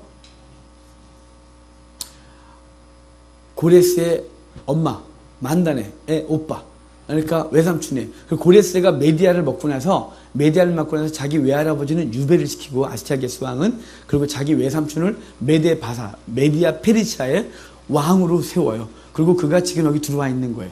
그의 원년에 벌어졌던 원년이라는 그가 바벨론을 먹고 나서 바벨론을 점령당하고 나서 벌어졌던 사건이라는 거예요. 벌어지고 나서 됐는데 지금 총리가 셋이래 그 나라가. 총리가 셋인데 다니엘이 가장 사랑을 받으니까 두 명의 총리가 다니엘을 꼴보기 싫어 죽어요. 그래서 요 다니엘을 어떻게 하면 좋지 싶은데 좀 흠을 잡아갖고 어떻게든지 없애보려는데 흠이 없어요. 흠이. 아무 털어도 먼지도 안 나와 이분은. 그래서 어떡하지? 그러다가 종교 문제. 이 신앙 문제는 절대로 타협을 하지 않는 거예요. 다니엘이. 그래서 왕한테 이렇게 말해요. 왕이시여. 기간을 정하고 30일의 기간을 정하고 전국에다가 어떤 신에게도 절하지 말고 기도하지도 말고 오직 왕에게만 구하고 왕에게만 절하는 기간을 정하재요. 그랬더니 왕이 훌륭한데 그 도장을 딱 찍어줘요. 뭐지 또 이건? 여러분 다 아까 3장에 두라평지에 세웠던 금신상이 뭐 하는 거라고요? 충성맹세하시겠다고요. 근데 바벨론은 그래도 나라가 그래도 크긴 해도 다 모을 수 있었어요. 규모가. 근데 페르시아는 너무 커요. 지금의 이란 땅 그리고 아프가니스탄 그 다음에 인도까지 쭉 있는 그 경계선 정도 되고 그다음 이쪽으로 오면 저 터키 그리고 저쪽으로는 이집트 이 어마어마한 나라 아직 이집트는 안 먹었네요. 이집트까지 못 먹었어요. 그때는 그 엄청난 나라의 왕인데 이거를 다 먹을 수가 없는 거예요. 관리들을. 그래서 했던 게 뭐냐면 일정 기간을 정하고 신전 다 문 닫고 그 기간 동안 신전에 가면 안 돼요. 그리고 나팔을 불거나 뭘 하면 시간을 정하면 알아서 절해야 되는 거죠. 만약에 여기 느부갓네살 이동 살면 여기 다리우스가 그럼 확 사방에서 다리우스가 있는 곳을 향하여 확 엎드려 절하고 이렇게 하여간 신처럼 절하는 거예요. 신을 대신하여 이렇게 하자는 기간을 정하는 거죠. 그거 훌륭해. 충성맹세 괜찮은데 그거 도장을 찍은 거예요. 다리우스는 순수한 마음으로. 그런데 지금 얘는 딴짓하고 있는 거죠. 다니엘이 이래요. 조서의 어인이 찍힌 줄 알고도 집에 가서 예루살렘을 향한 창을 열고 기도를 했대요. 다니엘은 융통성이 없다니까요. 저 같은 문 닫아놓고 했어요. 문 닫아도 기도가 가요. 아니면 마당에서 이렇게 하든지. 이분은 꼭 문 열어놓고 지금 각 방송사 카메라가 다 와 있었거든요. 생중계 하려고. 그래서 다니엘이 문 열고 딱 기도를 하니까 왕궁에선 됐다 싶어갖고 연락받고 왕이셔 잠깐 좀 TV 한번 틀겠습니다. 틀어놓고 보니까 다니엘이 아주 공개적으로 절을 하고 앉아있는 거죠. 각 방송사마다 막 찍고 있는 거예요. 그래서 빼도 박도 못하고 다니엘 끌려와요. 다니엘을 끌려다 놓고 저녁 때까지 왕이 집어넣지 못해요. 왜냐면 사자굴에 던져놓기로 했는데 이미 왕은 이미 꽤 넘어간 줄 알고 다니엘이 얼마나 귀한 사람인데 다니엘 죽일 수가 없는 거예요. 그래서 끙끙거리더만 묘수가 없는 거죠. 그래서 다니엘을 사자굴에 던져놓으면서 이렇게 말해요. 다니엘아 내 하나님 너를 보호해 주시기를 원하노라. 그리고 음악을 금하고 금식을 하고 왕이 그냥 밤새도록 잠 하나 못 자고 분노하고 슬프고 막 이 모든 감정을 겪고 있는데 다니엘이 사자굴에 딱 던져졌는데 사자들이 먹으려고 확 오니까 천사가 잠깐 펩시콜라처럼 이렇게 해줘요. 그러니까 사자들이 깜짝 놀랐고 왜요? 그러니까 천사가 이랬어요. 야야야야 봐봐 이노인네 먹을 게 없어. 죽을 때가 다 돼서 이노인네가 가죽밖에 안 남았잖아. 맨날 금식해. 못 먹어 즐겨서 가죽으로 어떻게 먹을래 니네가. 야 하루만 참아 하루만 참으면 요새 새로운 메뉴 있잖아. 세트 메뉴 새우버거 뭐 이런 거 그거 아주 맛있어. 그거 내일 아침에 내가 세트 메뉴로 풍성하게 줄 테니까 하루만 참아. 그래서 사자들이 밤새도록 참았대요. 너무 힘들게. 그래서 어린이 성경 동화를 보면 다니엘이 사자의 배구 자거나 어떤 성경 동화에는 사자가 막 침을 막 흘리면서 먹이를 앞에 두고 침 흘리고 있는 그림도 그려놓고 하여간 온갖 상상력이 다 있어요 거기. 그러니까 아침이 됐어요. 아침이 돼서 왕이 가서 이렇게 말해요. 다니엘아 네 하나님 너를 보호하셨느냐. 그러니까 다니엘이 왕은 만세수를 하옵소서 라고 그러고 나와요. 약속했잖아요. 세트 메뉴. 그래갖고 왕이 그 두 명의 총리와 그리고 그 총리의 가족들 얼마나 잘 먹었겠어요. 뚱뚱하고 새우살에 햄버거살에 뭐 엄청 많이 넣겠죠. 그거 딱 던져줬더니 사자들이 그들이 발이 땅에 떨어지기 전에 먹었대요. 막 뼈를 다 부셔버렸대요. 사자들은 절대로 뼈를 안 부십니다. 짐승의 왕인 사자는 내장 쪽을 파먹고 그 다음에 독수리에게 주고 하이에나에게 주고 이러셔야죠. 근데 워낙 배고팠어요. 다 부셔버렸대요. 그래놓고 끝나는 얘기가 6장까지 얘기해요. 자, 다니엘과 그의 친구들이 겪은 이야기. 그 1장부터 6장까지고요. 이제 7장부터 이제 이상을 볼 텐데 한 5분 쉬었다가 이제 약간 머리 아플 것 같은 이야기를 좀 재밌게 보도록 하겠습니다. 잠깐 쉬겠습니다. 다니엘서 7장부터 볼까요? 자, 7장. 이제 7장. 이제 이 표가 2장, 7장, 8장 그거에 대한 표거든요. 자, 7장 봅시다. 7장에 보면 이제부터 다니엘이 본 이상은 하나씩 순서대로 가요. 순서대로. 자, 먼저 주의할 생각해서 뭐냐면 다니엘서는 이렇게 맨 처음에 바벨론부터 해서 저 뒤에 어떤 시기까지 다 얘기해 놓고 점점 어떤 시기로 초점을 맞춰가요. 정리를 해가면서 이렇게. 그래서 어떤 시기에 딱 말해서 11장 전체가 그 맨 마지막 어떤 그 시기를 구체적으로 얘기해 주고 있어요. 11장과 12장이. 자, 7장을 보면 바다에서부터 바람이 팍 불어 들어오는데 악한 짐승 4마리가 나와요. 자, 7장 본문을 봐요. 바다는 악한 곳의 근원이라고 그랬죠? 상징성이. 그래서 다니엘 요한계시록에 보면 새하늘과 새 땅 얘기할 때 다시는 바다가 있지 아니하더라. 그래서 악한 근원 자체가 없어지는 거예요. 자, 7장에 2절에 보면 네 바람이 큰 바다로부터 불더니 큰 짐승 4이 바다에서 나왔는데 그 모양이 각각 다르더라. 4절. 첫째는 사자 같은데 독수리 날개가 있대요. 사자 같은데 독수리 날개가 있다는 건 바벨론을 상징하는 거예요. 바벨론 상징 동물이 독수리 날개 달린 사자거든요. 그래서 바벨론을 이렇게 유물들을 발굴하거나 그래 보면 이제 그런 고고학적 증거들이 다 바벨론의 그 벽이나 이런데 아까 그 말뚝 그림하고 이 독수리 날개 달린 사자 그림이 딱 버티고 있어요. 바벨론은 독수리 날개 달린 사자로 상징되는 거예요. 그 다음에 두 번째, 우리 아까 꿈도 느부갓네살 꿈도 금, 그 다음에 은, 동, 철 이렇게 이런 식으로 나왔잖아요. 여기도 그걸 하나씩 좀 더 구체화하면서 이렇게 하나씩 정리해가고 더 구체화할 거예요. 자, 5절에 보면 둘째는 곰 같은데 그것이 몸 한쪽을 들었고 그 입의 입 사이에는 새 갈빗대가 물렸는데 그것에게 말하는 자들이 있어 이르기를 일어나서 많은 고기를 먹으라 하였대요.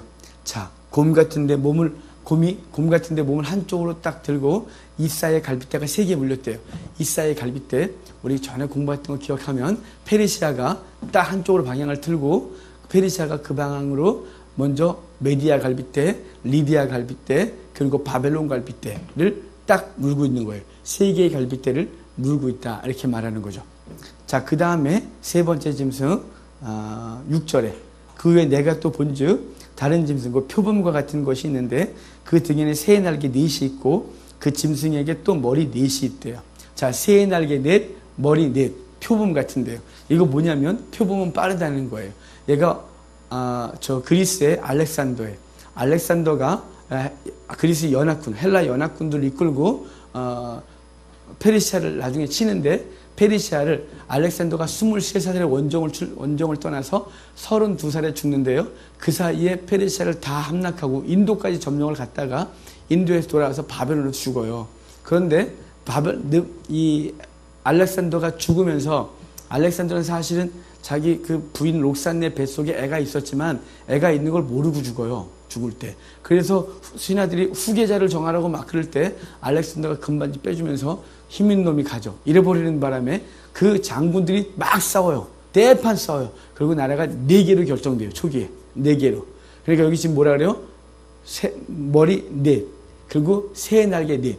새의 날개라는 건 아까 바벨론은 독수리 날개. 강력한 통치였다면 이 헬라 알렉산더가 죽고 나서 4개로 나라가 갈라지면 그 통치력이 새의 날개. 그러니까 독수리보다 약한 통치력을 갖게 될 걸 말하는 얘기가 지금 세 번째 완상이에요. 네 번째가 아주 중요해요. 네 번째는 뭐라고 정확하게 말하지 않고 계속해서 가다가 11장, 12장의 그 네 번째를 확실히 해석해 줄 거예요. 자, 넷째 이래요. 7절에 내가 밤 한상 가운데 그 다음에 본 넷째 짐승은 무섭고 놀라우며 또 매우 강하며 또 세련된 큰 이가 있어서 먹고 부서뜨리고 그 나머지를 발로 밟았으며 이 짐승은 전에 모든 짐승과 다르고 또 10뿔이 있었대요. 자, 이 넷째 짐승은 무섭고 놀랍고 매우 강하대요. 그리고 10뿔이 있대요. 8절에 내가 그 뿔을 유심히 보는 중에, 자, 10뿔이 있는데 뿔을 유심히 보니까 다른 작은 뿔이 그 사이에서 나더니 첫째 뿔 중에 셋이 그 앞에서 뿌리까지 뽑혔으며 이 작은 뿔에는 사람의 눈 같은 눈들이 있고 또 입이 있어 큰 말을 하더래요. 자, 10개의 뿔이 있었고 그 중에 한 뿔이 나오고 먼저 있던 3개는 부러지고 하나, 이렇게 무슨 정신이 하나도 없죠? 자, 아까 제가 역사 얘기를 해드렸어요. 알렉산더가 힘있는 놈이 가져. 그러니까 온갖 장군들이 다 지가 나라 차지해보겠다고 대판 싸우는 거예요. 왕 장군들이 막 알렉산더 수하에 있었던 장군들이 서로 싸우는 거예요. 이걸 10뿔이라 그러는 거예요. 그러니까 다양하다 이 말이죠. 그러고 나서 몇 개로 결정돼요? 4개로 결정돼요. 근데 그 4뿔이 있는데 4뿔이 중에 3뿔이 먼저 뽑히고 맨 마지막에 힘을 발휘하는 놈이 하나 있어요. 그 작은 뿔. 그 작은 뿔이 문제를 일으킬 거라고 일단 예고해주고 가는 거예요. 뭐라고 정확하게 얘기를 안 하고. 자, 한번 봅시다. 자, 15절부터 보면 이 환상에 대한 해석을 해줘요. 자, 구약의 묵시문학은 본문에서 해석해줘요. 이렇게 해석해줘요. 요한계시록도 본문에서 해석해주고 가고 있어요. 그러니까 자꾸만 우리가 우리의 지금 시점으로 자꾸만 우리 문화, 우리 역사 지금 이걸로 자꾸 갖다 꿰맞추면 안 돼요. 그냥 그 시대로 가서 그 본문에서 뭐라고 말하는지 보면 다 나와요. 해석해준다고 하면서 17절 볼게요. 그 네 큰 짐승은 세상에 일어날 네 왕이라. 지극히 높으신 이의 성도들이 나라를 얻으리니 그 누림이 영원하고 영원하고 영원하리라. 이에 내가 넷째 짐승에 관해 확실히 알고자 해요. 그러니까 세 번째까지는 다니엘이 이해했어요. 세 번째까지는 느낌이 왔어요. 근데 넷째가 정신이 없는 거예요. 이게 잘 모르겠는 거예요. 그래서 넷째 짐승에 대하여 확실히 알고자 해서 물었어요. 자, 20절 봐요. 또 그것의 머리에는 10뿔이 있고 그 외에 또 다른 뿔이 나오며 3뿔이 그 앞에서 빠졌으며 그 뿔에는 눈도 있고 큰 말을 하는 말을 하는 입도 있고 그 모양 그의 동료보다 커 보이더라. 내가 본즉 이 뿔이 성도들과 더불어 싸워 그들에게 이겼더니 옛적부터 항상 계신 이가 와서 지극히 높으신 이의 성도들을 위하여 원한을 풀어주셨고 때가 이르면 성도들의 나라를 얻었다. 그러니까 때가 이르면 하나님께서 당신의 나라를 세울 거라고 얘기를 해주는데 23절 봐요. 모신 자가 이처럼 이르되 넷째 짐승은 그 땅이 넷째 나라인데 이는 다른 나라들과 달라서 온 천하를 삼키고 밟아 부서뜨릴 것이다. 그 10뿔은 그 나라에서 일어날 여러 왕이요 그에 또 하나가 일어나리니 그는 먼저 있던 자들과 다르고 또 새 왕은 복종시킬 것이며 그가 장차 지극히 높으신 이를 말로 대적하며 그 새 왕을 복종시킬 거래 이놈이 그가 장차 지극히 높으신 이를 말로 대적하며 또 지극히 높으신 이의 성도를 괴롭게 할 것이며 그가 또 때와 법을 고치고자 할 것이며 때와 법을 고치고자 하고 성도들은 그의 손에 붙임받으여 한 때와 두 때와 반 때를 지내리라. 지금 그 마지막 그 한 뿔, 그놈이 성도를 괴롭힐 거라고 계속 얘기를 하죠. 이렇게 뭔가 둥글둥글 얘기를 해놨어요. 자, 이거 지금 완전히 해결할 거 없고요. 점점점 가면서 확실해질 거예요. 자, 8장으로 가요. 8장에는 이제 2마리 짐승이 나와요. 한 마리는 숫양이 나와요. 숫양. 3절에 내가 을레강변에 있었는데 3절 보면 내가 눈을 들어본즉 강가에 2뿔 가진 수장이 있었는데 그 2뿔이 다 길었으며 그 중 한 뿔은 다른 뿔보다 길었고 그 긴 것은 나중 난 것이래요. 자, 숫양이래요. 숫양. 숫양은 페르시아의 상징 동물이에요. 그래서 페르시아 유물 중에 이런 유물이 있어요. 이렇게 생긴 거. 아이고, 되게 이상하게 그렇다. 원숭이 같다.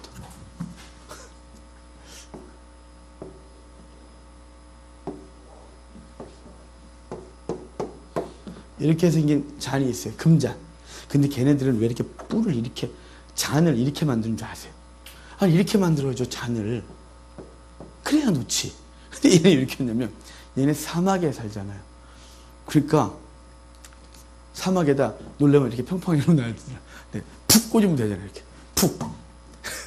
금잔. 이거 숫양잔이었어요. 그런데 이 뿔을 얘기를 하면서 한 놈은 뿔이 2개가 있는데 수양이 하나는 작고 하나는 심이 크대요. 이렇게 크겠지? 근데 먼저 난 게 작고 나중 난 놈이 크대요. 이게 뭐냐면 메데바사. 우리 역사 공부했어요. 페르시아가 메디아 먹었어요. 메디아 먹으면서 메데바사라는 나라를 만들었어요. 바벨론을 공격하는 게 메데바사가 공격할 거란 말이죠. 숫양이. 근데 메데바사가 먹는데 뿔이 2개래요. 왜 뿔이 2개예요? 실제적 통치자 고레스. 그리고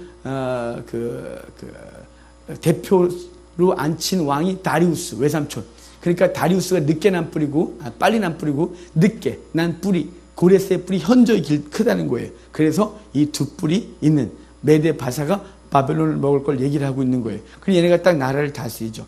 그러고 나서 자 5절 봐요. 4절도 봐야겠네. 얘가 그 본즉 그 수양이 서쪽과 북쪽과 남쪽을 향하여 받았는데 이기는 자가 없대요. 지금 그 페르시아가 메디아 먹고 리디아 먹고 이렇게 먹잖아요. 여기서가 서쪽과 남쪽을, 북쪽, 서쪽, 남쪽을 먹는다 그래요. 그래서 아무도 먹을 수가 없대요. 우리 그 나라 선명한 순서대로 얘기를 해줘요. 자, 5절 보면 내가 생각할 때 한 염소가 서쪽에서부터 와서 그 지면에 두루다니되 땅에 닿지 아니하며 그 염소에 두는 사이는 현자 한 뿔이 있대요. 서쪽에서부터 숫 염소가 오고 있대요. 이 숫 염소는 어디의 상징 동물이냐면 마케도니아의 상징 동물이에요. 그리스가 지금 그리스 이렇게 지금 예전에 아가야 지방이라고 하는 그 그리스고 마게도니아는 지금 현재 마게도니아 나라지만 예전에 그리스가 전체가 하나일 때 위쪽을 마게도냐 지방, 이쪽 아래쪽을 아가야 지방 그래요. 그 마게도냐 지방은 목축을 주로 했어요. 그래서 그들은 숫 염소를 키웠단 말이에요. 염소를. 그래서 그 마게도냐의 상징 동물이 수염소였는데 수염소가 그 마게도냐가 그리스를 통일하고 마게도냐의 왕이었던 알렉산더가 그리스의 연합군을 가지고 페르시아를 칠 거란 말이에요. 근데 수염소가 숫양을 치는데 수양이 감당을 못하는 거예요. 그래서 10년도 안 돼서 페르시아가 완전히 점령을 당하는데 그때 막 들이받는데 아무도 못 당하는데 그 숫 염소의 두 눈 사이에 현저한 뿔이 있대요. 그 현저한 뿔이 누구냐면 알렉산더인 거예요. 자, 그 얘기 좀 더 볼까요? 그것이 6절에 두 뿔 가진 수양과 내가 본즉 강가에 섰던 양에게로 나아가되 분노함으로 그 생각을 하고 왜 분노함으로 달려가냐면 여러분 이 그리스 사람들은 애들이 태어나면 어릴 때부터 이러는 거예요. 내가 저 페르시아가 저것들 내가 점령할 거라고. 저 페르시아 놈들을 내가 다 이겨버릴 거라고. 뭐 이렇게 어릴 때부터 잘해요. 왜 그렇게 환히 맺혔냐면 우리 페르시아가 이제 딱 되고 나서 다리우스 왕 그러니까 이 다리우스 말고 지금 말했던 다리우스 말고 장군이었던 다리우스가 고레스 캄비세스 스밀리스가 죽고 다리우스가 왕이 되잖아요. 또 다른 다리우스가 그 다리우스가 마라톤 전쟁 그걸 통해서 그리스를 한번 공격했어요. 그 사실은 다리우스가 2번 공격했죠. 저 위쪽으로 부교를 설치해서 올라가서 그쪽 지역을 공격하고 불지르고 내려왔고 그 다음에 본토인 아테네를 치겠다고 마라톤에 갔다가 이렇게 희생을 치르고 돌아와요. 그 다음에 그의 아들 아하수에로가 대근을 일으키고 전 세계 역사 속에서 가장 큰 단일 전쟁을 벌이죠. 무슨 해전이야? 갑자기 생각이 안 나네요. 자, 아하수에로가 세상 역사에서 크세를 했어요. 우리 영화의 300 했던 그 해전과 육군이 싹 불질렀고요. 해전에서 지는 바람에 퇴각을 하게 되거든요. 그러고 나서 이 그리스 사람들은 이 페르시아 놈들 이것들을 아주 보복하겠다고 막 그랬는데 보복은 무슨 보복을 해요. 이 그리스는 워낙 거지같이 못 살았는데 그래서 그리스가 그 이후에 그리스는 페르시아 용병으로 팔려다녀요. 용병으로. 왜냐면 그리스 애들이 키도 크고 싸움도 잘하니까 페르시아에서 돈 주고 걔네들 용병으로 사서 자기네 군사수산 맞단 말이에요. 그러니까 그리스 사람들은 이 헬라 사람들은 그 나라가 쑥대밭된 것도 슬픈데 지금 지들이 노예로 살아가고 있는 거예요. 용병으로 팔려다니면서 얼마나 분노하고 있겠어요. 막 화가 나고 페르시아는 막 이가 갈리고 그래서 분노하는 힘으로 달려들어 페르시아가 무너지게 되는 일이 벌어질 걸 여기서 그렇게 표현하고 있는 거예요. 자, 7절 보면 내가 본즉 그것이 수양에게로 가까이 나아가서는 더욱 성내어 그 수양을 쳐서 그 두 뿔을 꺾으나 수양에게는 그것을 대적할 힘이 없으므로 그것이 순양을 땅에 엎드러뜨리고 짓밟으나 순양은 그 손에서 벗어날 자가 없다. 자, 8절 잘 봐야 돼요. 순염소가 스스로 심히 강대하여 가더니 강성할 때 그 큰 뿔이 꺾이고 강성할 때 그 큰 뿔 알렉산더가 죽고 그 대신에 현저한 뿔 넷이 하늘을 향하여 나더라. 아까는 10뿔이었고 그 중에 작은 뿔이 나고 앞에 3개 먼저 뿔고 그랬었는데 10뿔 이런 얘기 이제 안 하고 4뿔 나라가 4개로 갈라지는 걸 얘기를 하는 거예요. 이제 결정해버렸어요. 4개, 4뿔이 나더래요. 9절 그 중에 한 뿔에서 또 작은 뿔이 나서 4뿔에서 한 뿔이란 그 4개 나라가 갈라지는데요. 나라가 4개 갈라질 때 지금 지금 마케도니아 지역 하나 그 다음에 지금 터키 지역의 리시마쿠스 그리고 시리아 지역의 안티오쿠스 그리고 지금 이집트 지역의 프톨레미라고 하는 이 4개 나라로 갈라지는데 후에 마케도니아는 그냥 마케도니아 후에 로마에 먹혀서 로마령 돼버리고 리시마쿠스는 셀루쿠스 쪽에 안티고누스가 있다 셀루쿠스가 그 나라를 먹는데 그 지금 시리아 땅에 먹혀버리고 그 다음에 프톨레미 남는데 그걸 이제 나중에는 11장에서 북왕국 남왕국 그래요. 근데 북왕국의 시리아 쪽에서 지금 여기 지금 어디 하다 그랬죠? 몇 절 하다 그랬지 지금? 네? 아, 네? 조금 아까 제가 어디까지 읽었어요? 8장, 예. 그중 한 뿔에서 작은 뿔, 그중 한 뿔에서 작은 뿔이라는 건 셀루쿠스 왕조에서 셀루쿠스 에피파네스가 나오는 거예요. 그 4개 뿔 중에서 4개 나라에서 지금 셀루쿠스라는 시리아 쪽에서 맨 마지막 때쯤에 그때쯤에 한 뿔이 나요. 그가 우리가 잘 아는 대로 셀루쿠스 에피파네스라는 작은 뿔이 나와서 성도들을 괴롭히고 이스라엘을 힘들게 할 거란 말이에요. 지금 그 얘기로 점점 초점을 맞춰가고 있는 거예요.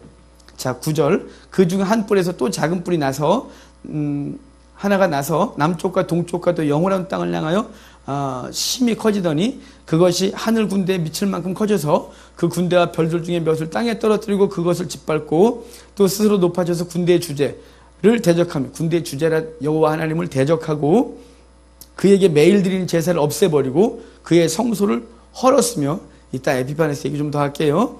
그의 악으로 말미암아 백성이 매일 드리는 제사가 넘긴 바 되었고 그것이 또 진리를 땅에 던지며 차이로 행하여 형통하였더라. 이랬는데 이제 이것의 해석을 저 뒤에서 해줄 거예요. 자, 20절 봐요. 20절. 내가 본 2뿔 가진 양은 곧 메대와 바사 왕이요. 본문에서 해석해주고 있죠. 털 많은 수염소는 곧 헬라 왕이요. 그 두 눈 사이에 있는 큰 뿔은 그 첫째 왕이요. 알렉산더요. 이 뿔이 꺾이고 그 대신에 4뿔이 났은즉 그 나라 가운데서 4나라가 일어나되 그 권세만 못하더라. 4나라가 일어난다 그랬죠? 그 4나라 마지막 때 아까 제가 그랬어요. 4나라 마지막 때 셀루쿠스 에피파네스라는 놈이 그 셀루쿠스 왕조에서 나와요. 북왕국에서 반역자들이 가득할 쯤에 한 왕이 일어나니 그 얼굴은 뻔뻔하고 속임에 능하며 쭉 그래갖고 성도들을 괴롭힐 건데 27절 이걸 보고 다니엘이 심히 알아요. 이에 나 다니엘이 지쳐서 여러 날 앓다가 일어나서 왕의 일을 보았느니라. 내가 그 환상으로 말미암아 놀랐고 그 뜻을 깨닫는 사람도 없었다. 지금 이 민족의 미래가 이 고통받을 걸 알고 다니엘이 슬퍼서 잠을 못 이루는 거야. 아파서 끙끙 앓아요. 그러고 나서 9장 10장이 다니엘이 하나님 앞에 그 작은 뿔 그놈이 대체 어떻게 무슨 일을 할지 그리고 하나님이 그 도우심에 대하여 기도를 하고 하나님이 응답하시는데 여기 9장 10장에 70일이라는 게 나오는 거죠. 근데 여러분 70일에는 이런 거 있잖아요. 뭘 했을 때 계산이 딱딱딱 떨어지면 이거야 이러는데 현재 우리 한국 우리 신학계 기독교 신학계에 나와 있는 70일의 해석이 아주 다양하거든요. 70일의 해석이 다양한데 하나도 똑 떨어지는 게 없다는 게 문제예요. 없다는 게. 그러면 그 어떤 것도 똑 떨어지는 게 없으니까 신학계에서 이 이론 저 이론 막 나오는 거겠죠? 그러면 그거 괜히 할 이유가 없겠죠. 그러면 뭘 뜻하냐? 여기도 이거예요. 저기 중요한 얘기를 해줘요. 2절에 봐요. 2절에 1절부터 봅시다. 9장. 메대 족속 아수에로의 아들 다리오가 갈대아 나라 왕으로 세움을 받던 첫 해. 지금 갈대아의 바벨론의 수를 다스린 첫 해라는 건 뭐냐면 여러분 이스라엘사들은 바벨론이 무너지면 돌아가서 성전을 건축하고 나라를 세울 거라고 기다리고 있었단 말이에요. 예? 왜냐면 하나는 바벨론을 너를 친 다음에 그 바벨론을 내가 분질러 버리라 그랬으니까 이 분질러지면 이제 이 나라는 회복될 거라고 70년을 계속 기다렸는데 다니엘도 이거 기다렸거든요. 그런데 그걸 기다렸는데 분위기가 페르시아가 딱 먹으면서 또 다른 통치가 시작되고 있는 거예요. 이런 뭐야 이것도 이렇게 되겠죠. 70년 기다렸는데 그래서 거기 있잖아요. 곧 그 통치 원년에 나 다니엘이 책을 통하여 여호와께서 말씀으로 선자 예레미야에게 일러주신 그 연수를 깨달았나니 곧 예루살렘의 황폐함이 70년 만에 그치리라 하신 이것이니라 라고 했는데 아닌 거예요. 그래서 70일에가 뭔지에 대한 얘기를 해석을 해주는데 잘 모르겠다 이 말이에요. 저는 잘 모르겠어요.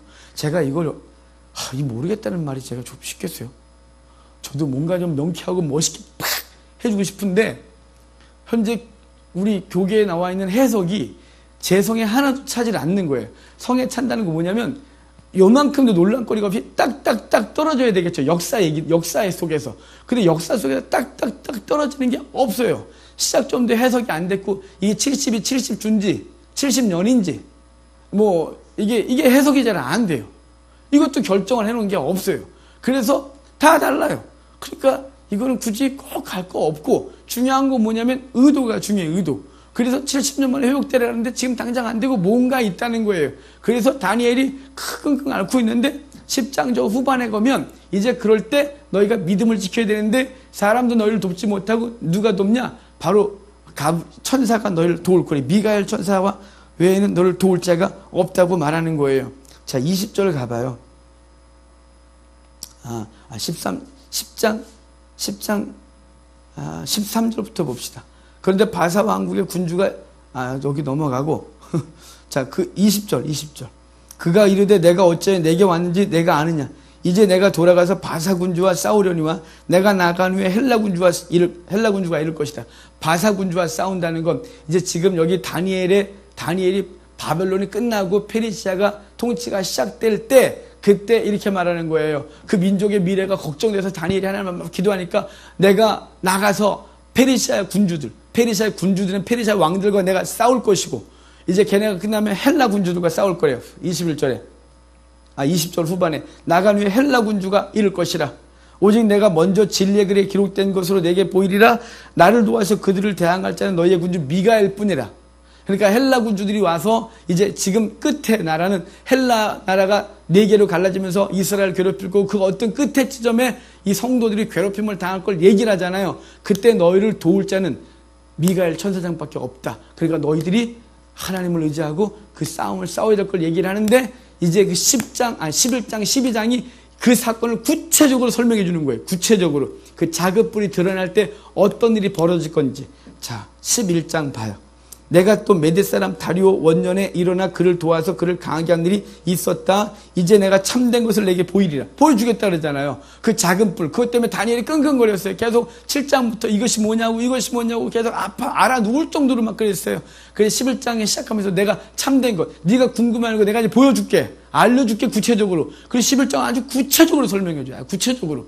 자, 이에 내가 참된 것을 내게 보이리라. 바사에서 또 새 왕이 일어나고. 자, 이거 이제 연표 좀 봐요. 여긴 바벨론 연표, 여기 페르시아 연표. 여기. 자, 페르시아 연표 찾으셨어요? 자, 페르시아 연표 잘 보셔야 돼요. 현재 왕이 고레스 때예요. 고레스. 자, 참된 것을 내게 보이리라. 바사에서 또 새 왕이 일어날 것이요. 그 후에 넷째는, 자, 새 왕 먼저 칠까요? 고레스 빼고. 현재는 고레스 때니까. 고레스 빼고 캄비세스, 스메리디스, 다리우스. 자, 그 다음에 새 왕이 일어났죠? 넷째는 그들보다 심히 부유하여. 넷째는 누구예요? 아수에로, 세상 여세서는 크세스. 우리가 잘 아는 에스더의 남편. 이 사람이 아수에로예요. 이 사람은 심히 부유하대요. 심히 부유해서 그 힘으로 헬라를 칠 건데, 헬라를 친대요. 심히 부유하다는 건 뭐냐면, 이란 역사 속에서, 페르시아 역사 속에서 가장 강력할 때 왕이 아수에로 때예요. 경제적으로, 군사적으로 가장 강력했어요. 그래서 그 힘으로 헬라 왕국을 치죠. 그 300, 용사 300, 그거 진짜 나쁜 영화예요. 남의 나라 왕을 변태로 만들어놔갖고, 빠박에다가 팬티만 입고 막 피어싱에 체인을 막 끌고 나와갖고, 이란 사람들 얼마나 열받겠어요. 자기네 나라 가장 강력할 때 왕을 갖다가 변태로 만들었으니, 빠박에도 화장도 이상하게 해놓고, 우리나라 세종대왕을 그러면 미 대사관을 폭파시켜버려야 돼요. 감히 남의 나라 왕을. 이란이 제발 하지 말라 그래도, 미국에서 그냥 상영해서 우리도 봤어요. 근데 그 사람이 그 영화에 나온 그분, 그 체인 하시고 막 눈 이상하게 하고 목소리 이상하고 팬티만 입고 오셨던 그분, 빠박 같고, 이 사람 실명 얘기하면 걸린대요. 연예인 중에 누구. 그 사람 같이 생겨 나와갖고, 안 되죠, 이거. 그 사람이 여기 넷째 왕이, 넷째 왕. 예? 사실은 안 그랬어요. 이란 왕 그렇게 안 했어요. 남의 나라 왕을 그래. 고대 때도 이 사람들 절대로 그렇게 입은 적이 없어요. 페르시아 사람들은. 자, 3절에 가요. 3절에. 장차 한 능력 있는 왕이 일어나서, 자, 그렇게 해놓고 페르시아가 그리스를 치고 그리스가 완전히 불탔거든요. 그 역사 얘기를 지금 하면 시간이 너무 많이 가고요. 완전히 불타요. 완전히 불타고 나서 이제 퇴각을 하죠. 전쟁에서 지었어요. 하지만 그리스는 이긴 게 아니에요. 육군이 터키에서 그리스로 부교를 듣고 넘어가 갖고 그쪽에 육군들이 전령을 다 불질러 버려요.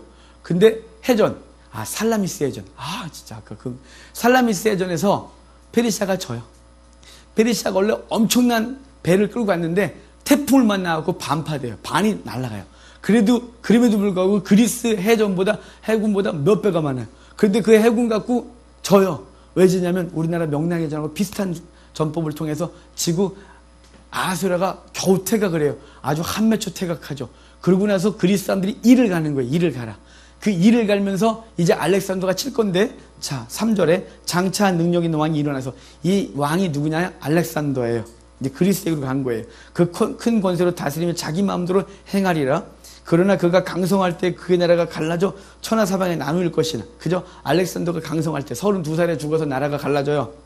그의 자손에게도 돌아가지 아니하고 그의 자손에게는 알렉산더의 아들에게도 돌아가지 않아요. 알렉산더는요, 헬라화 하면서 전 아시아도 헬라화 하겠다고 그가 아프가니스탄, 지금 아프가니스탄 정도 왔을 때 모든 신하들이 현지 여인과 결혼시키고 지도 결혼해요. 록산나라고 하는 그 아프가니스탄의 한 부족의 공주와 결혼하게 되는데, 록산 그 반대를 무릅쓰고 결혼했는데 아기가 안 들었는 거예요. 인도까지 가서도 안 됐고, 인도에서 퇴각해서 바벨론에 돌아와서 죽을 때까지 안 돼요. 열병으로 죽는데. 근데 아기가 안 들었었는데 알렉산더가 죽을 때 유복자였어요. 뱃속에 애가 있었어요. 나중에 죽은 다음에 태어나죠. 근데 그가 태어나서 어디로 가냐면 마케도냐로 가요. 왜냐면 마케도냐에 알렉산더의 엄마 올림피아스가 나라를 다스리고 있었거든요. 올림피아스가 다스리고 그 다음에 마케도냐를 누가 담당하냐면 리시마쿠스 죄송해요. 카산더라는 장군이 담당해요. 이 카산더는 누구의 남편이냐면 알렉산더 이복누이 데살로니가의 남편이었어요. 그런데 이 데살로니가 남편이었는데 알렉산더의 아들이 자라고 있는 거예요. 백성들이 알렉산더의 아들이 자라고 나면 걔한테 나라를 주자구로 하겠죠. 그래서 이 왕권을 지키려고 카산더가 얘를 죽여요. 그래서 알렉산더의 아들에게도 돌아가지 아니하고 이 말이 되는 거예요. 자, 또 볼까요? 또 자기가 주장하던 권세로도 되지 아니하고, 자기가 주장하던 건 세계를 하나로 만들겠다는, 헬라화하겠다는 권세로 되지도 아니하리니 이는 그 나라가 뽑혀서 그 외 다른 사람에게로 돌아갈 것이다. 그래요. 다른 사람에게로. 자, 이렇게 보면 이걸 좀 해놓고 가야겠다. 여러분 지금 정신이 없는 것 같아요. 멍해지는 것 같아요. 왜냐면 지리도 머리에 안 들어왔는데 왕까지 막 정신이 없어갖고. 여기 그리스가 있고요. 여기 터키가 이렇게 있는데, 여기 그리스 마케도냐는 카산더가 담당해요. 여기가 리시마쿠스. 그 다음에 여기가 이스라엘 여기 있었는데요. 여기 이집트까지, 여기 유대 땅하고 이집트까지를 프톨레미가 담당해요. 프톨레마이우스. 그 다음에 여기가 맨 처음엔 안티고누스라고 하는 장군이 차지했는데, 안티고누스한테 밀린 셀루쿠스 장군이 얘한테 와서 나 좀 도와줘 그래요. 그래서 셀루쿠스를 앞세워서 프톨레미와 리시마쿠스, 카산더가 군대를 조금씩 지원해줘갖고 이 셀루쿠스가 여기로 가서 안티고누스를 무너뜨려요. 안티고누스를 무너뜨리고 여기를 셀루쿠스 왕조로 만들어요. 셀루쿠스 왕조를 만들어서 이제 여기를 셀루쿠스 왕조를, 이제 다니엘서는 북왕국, 여기를 남왕국 그래요. 셀루쿠스가 나중에 리시마쿠스 먹어버려요, 이렇게. 그리고 얘는 나중에 로마한테 먹혀요. 그러니까 나중에 요 둘만 남게 되겠죠. 그래서 요 두 개, 북왕국, 남왕국 이렇게 말하는 거예요. 옛날에 한 20년 전에는 북왕국을 러시아, 남왕국을 중국 이렇게 해석했었어요. 우리 교계 종말론이. 그러니까 자꾸 시대에 따라가서 자꾸 보니까 그러면 안 돼요. 여기서 보고 이 속에서 준 영적 메시지를 봐야지, 자꾸만 그 시대를 따라서 적용을 하기 시작하면 시대가 달리면 그 책을 쓰신 분들은 부끄러움을 당하는 거예요. 그렇게 하면 안 되는 거예요. 자, 역사 얘기 그대로 보면 되는 거예요. 자, 5절 가요.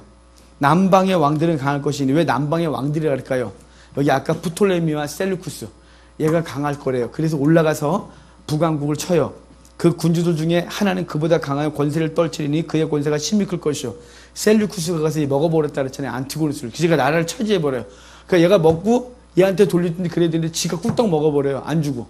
그 셀루쿠스가 꿀떡 먹으니까 이게 배신을 당했잖아요. 열받지 않겠어요? 여러분 같으면 열받겠죠. 그래서 프톨레미가 얘를 칠 거예요. 자, 봅시다. 6절에 몇 해 후에 그들이 서로 이제 치고 몇 해 후에 그들이 단합하리니 이제 좀 시간이 지난 다음에 야, 우리 싸우지 말자. 그래갖고 얘 프톨레미에서 얘한테 공주를 줘요. 곧 남방왕의 딸이 북방왕에게 가서 화친하리라. 여기 남방왕의 딸은 베레니케라고 하는 역사 속에 공주가 있어요. 그 프톨레미의 공주를 남왕국의 베레니케 공주를 여기한테 주는데 여기 그 당시 왕이 부인이 있었는데 그 자기가 본부인을 버리고 여기 공주를 첩으로 삼을 수는 없잖아요. 그래가지고 이 베레니케를 자기의 본부인으로 맞아들여요. 그런데 여러분 여자는 한이 맺히면 온유해서 서리가 내잖아요. 이 폐위된 이 부인이 한이 맺혔겠죠. 그래서 그 여인이 그 자기가 이 여인들 이 부인도 세력이 있는 여자였을 거니까 그 여인이 그 세력과 함께 다시 그 왕을 죽이고 푸티타르를 죽이고 그 왕권을 차지해. 이제 그 얘기를 할 거예요. 여기 단합하는 남방왕의 딸이 북방에 가서 화친하리라. 그러나 그 공주의 힘이 쇠하고 그 왕은 서지도 못하며 권세가 없어질 뿐 아니라 그 공주와 그를 데리고 온 자와 그를 낳은 자와 그때 도와주던 자가 다 버림을 당하리라. 죽어요. 그러면 공주가 죽었으면 얘가 가만히 있겠어요? 이리씨 그래갖고 가서 치죠. 공격을 해. 지금 이 얘기 여기 그 얘기 다 하는 거 여기 그 얘기 다 하면 오늘 좀 제가 시간을 보니까 조금 시간을 보니까 5분밖에 안 남았어요. 이걸 다 하려면 역사 얘기를 지금 여기 지금 이 얘기에 초점만 알려드릴게요. 이 얘기에서 말하고 싶은 건 뭐냐면 여기 유다가 맨 처음에 프톨레미 왕가에 속해 있었어요. 이스라엘이. 그러다가 얘가 점점 세지면서 얘가 여기를 먹어요. 그러니까 여기 중간에 있으면서 얘한테 먹혔다 계속 괴롭힘을 당하겠죠. 괴롭힘을 당한 끝에쯤에 여기에서 나온 셀루쿠스 에피파네스가 얘를 이제 괴롭히게 되는 거예요. 그 얘기를 이제 쭉 하게 될 거란 말이죠. 이거 너무 아쉽다. 이 얘기 어떡하지? 여기 할 얘기가 너무 많은데 역사 얘기도 막 해주고 그렇게 됐어요. 자, 그렇게 돼서 여기 지금 그 셀루쿠스 에피파네스에게 집중을 하는 거예요.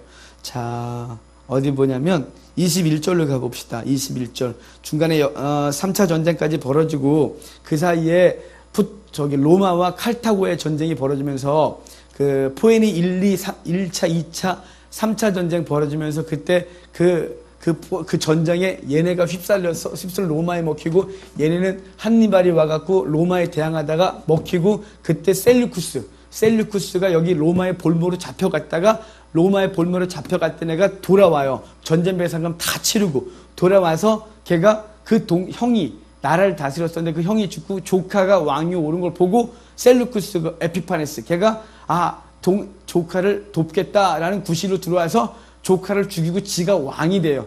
지가 왕이 되면서 이제 이쪽 이집트를 공격하게 되고 그런 가운데 이 예루살렘을 어떻게 오염시키는지에 대한 얘기를 여기에서 집중하고 있는 거예요. 자, 그 얘기에 21절 봐요.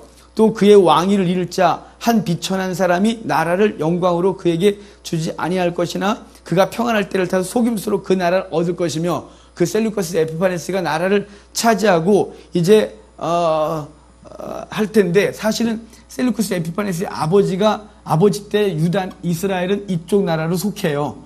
그리고 그 아버지가 전쟁을 치르다가 벤상금을 치르면서 그 아들에게도 물려주고 셀루쿠스 에피파네스 갔다가 돌아와서 얘가 나라를 차지하고 이제 여기를 괴롭히면서 여기를 갈 건데 이때 어떤 일이 벌어지냐면 셀루쿠스 에피파네스가 이집트를 공략해요. 공격해서 1차 점령을 하고 이제 마지막 한 번만 치면 여기를 완전히 먹을 수 있어요.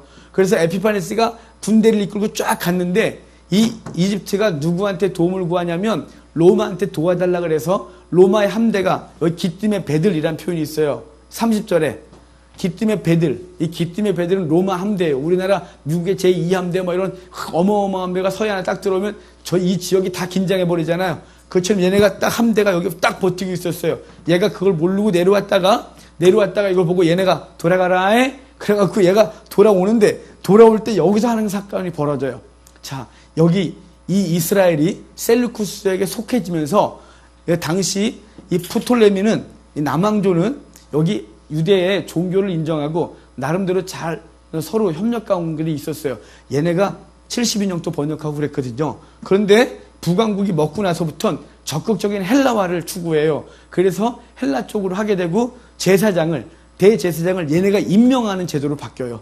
그래서 얘가 누구를 임명했었냐면 메넬라우스라고 하는 대제사장을 임명했었는데 셀루쿠스가 치러 가기 전에 여기 야손이라고 하는 야망 있는 애가 돈을 갖다 주면서 에피파네스한테 나 대제사장으로 삼아달라 그래요. 근데 에피파네스가 됐거든 그러거든요. 근데 됐거든 그래 돌아왔잖아요. 근데 에피파네스가 가갖고 여기서 로마 함대한테 죽었다는 헛소문을 야손이 들어요. 야손이 아까 그 돈 주고서 이렇게 나갔던 애 야손이 죽었어? 그러면 내가 차지해야지. 그래갖고 예루살렘의 메넬라우스를 몰아내고 지가 대제사장이 딱 돼버렸어요. 그런데 셀루쿠스 에피파네스가 오다가 그 얘기를 듣고 화풀이가 할 데가 없었는데 자기에 대한 대항으로 여겨서 예루살렘에 들어가 쑥대밭을 만드는 거예요.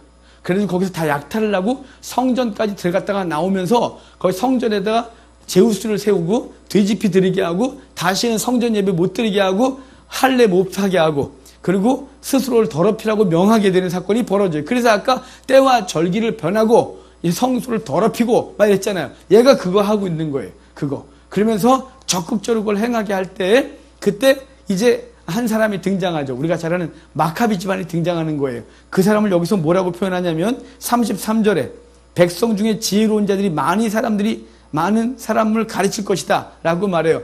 지혜로운 사람, 바로 하나님을 경외하는 그런 사람들이 일어나서 하나님을 의지해서 이곳에서부터 독립할 건데 마카비 독립운동이 이때 일어나는 거예요. 그러면서 경건한 하시딘들이 붙고 그러면서 셀루쿠스가 얘네를 독립을 인정할 수밖에 하면서 약 100여 년간 이제 이스라엘이 독립국의 역할을 독립국의 지위를 얻게 되는 사건이 벌어지는 게 여기란 말이에요. 그래서 그때 여기 지혜로운 자들 이렇게 얘기를 하고 있는 거죠. 그리고 12장 3절 가면 지혜 있는 자는 궁창의 빛과 같이 빛날 것이요 많은 사람을 옳은 대로 돌아오게 하는 자는 별과 같이 영원토록 빛나리라. 그래서 아까 말했듯이 다니엘은 지금 여기서 뭘 얘기를 하냐면 이제 끝에쯤 되면 이런 엄청난 일이 벌어질 건데 이때 너희 믿음을 지키라고 말하는 거예요. 누가 돕냐고요? 사람이 돕는 게 아니라 천사가 주께서 도울 거라고 말하고 지혜로운 자가 되라고 말하고 이제 이 말을 따른 그들이 이제 하시딤들 경건한 사람들이 일을 행하게 되죠. 이 하시딤에 대한 얘기는 언제 시간이 좀 되면 이 하시딤들 속에서 바리새파, 사두개파 그리고 이 마카비 독립운동에 대해서 좀 구체적으로 좀 해야 될 것 같은데요. 시간이 너무 많이 갔어요. 그러면서 다니엘서가 맞춰지는 건데 다니엘은 바로 이 하나님의 백성들이 예루살렘이 회복되고 예루살렘의 그 종교가 어느 날 박해를 받고 오염이 되고 그러다가 바로 경건한 하나님의 사람들이 하나님을 의지하여 지혜로운 사람이 돼서 그것들을 다시 회복될 걸 얘기를 구체적으로 하는 얘기가 여기 다니엘서 11장 12장이에요. 여기 한 절 한 절 보면서 더 갔으면 좋겠지만 어차피 그 얘기가 그 얘기예요. 방송을 보시는 분이 더 하지 그럴 것 같은데 근데 뭐 약속을 해서 네, 죄송합니다. 시간이 너무 많이 가서 오늘 여기까지 하고 다음에 기회가 있을 때 좀 더 구체적으로 보도록 하겠습니다. 기도하고 마치겠습니다. 하나님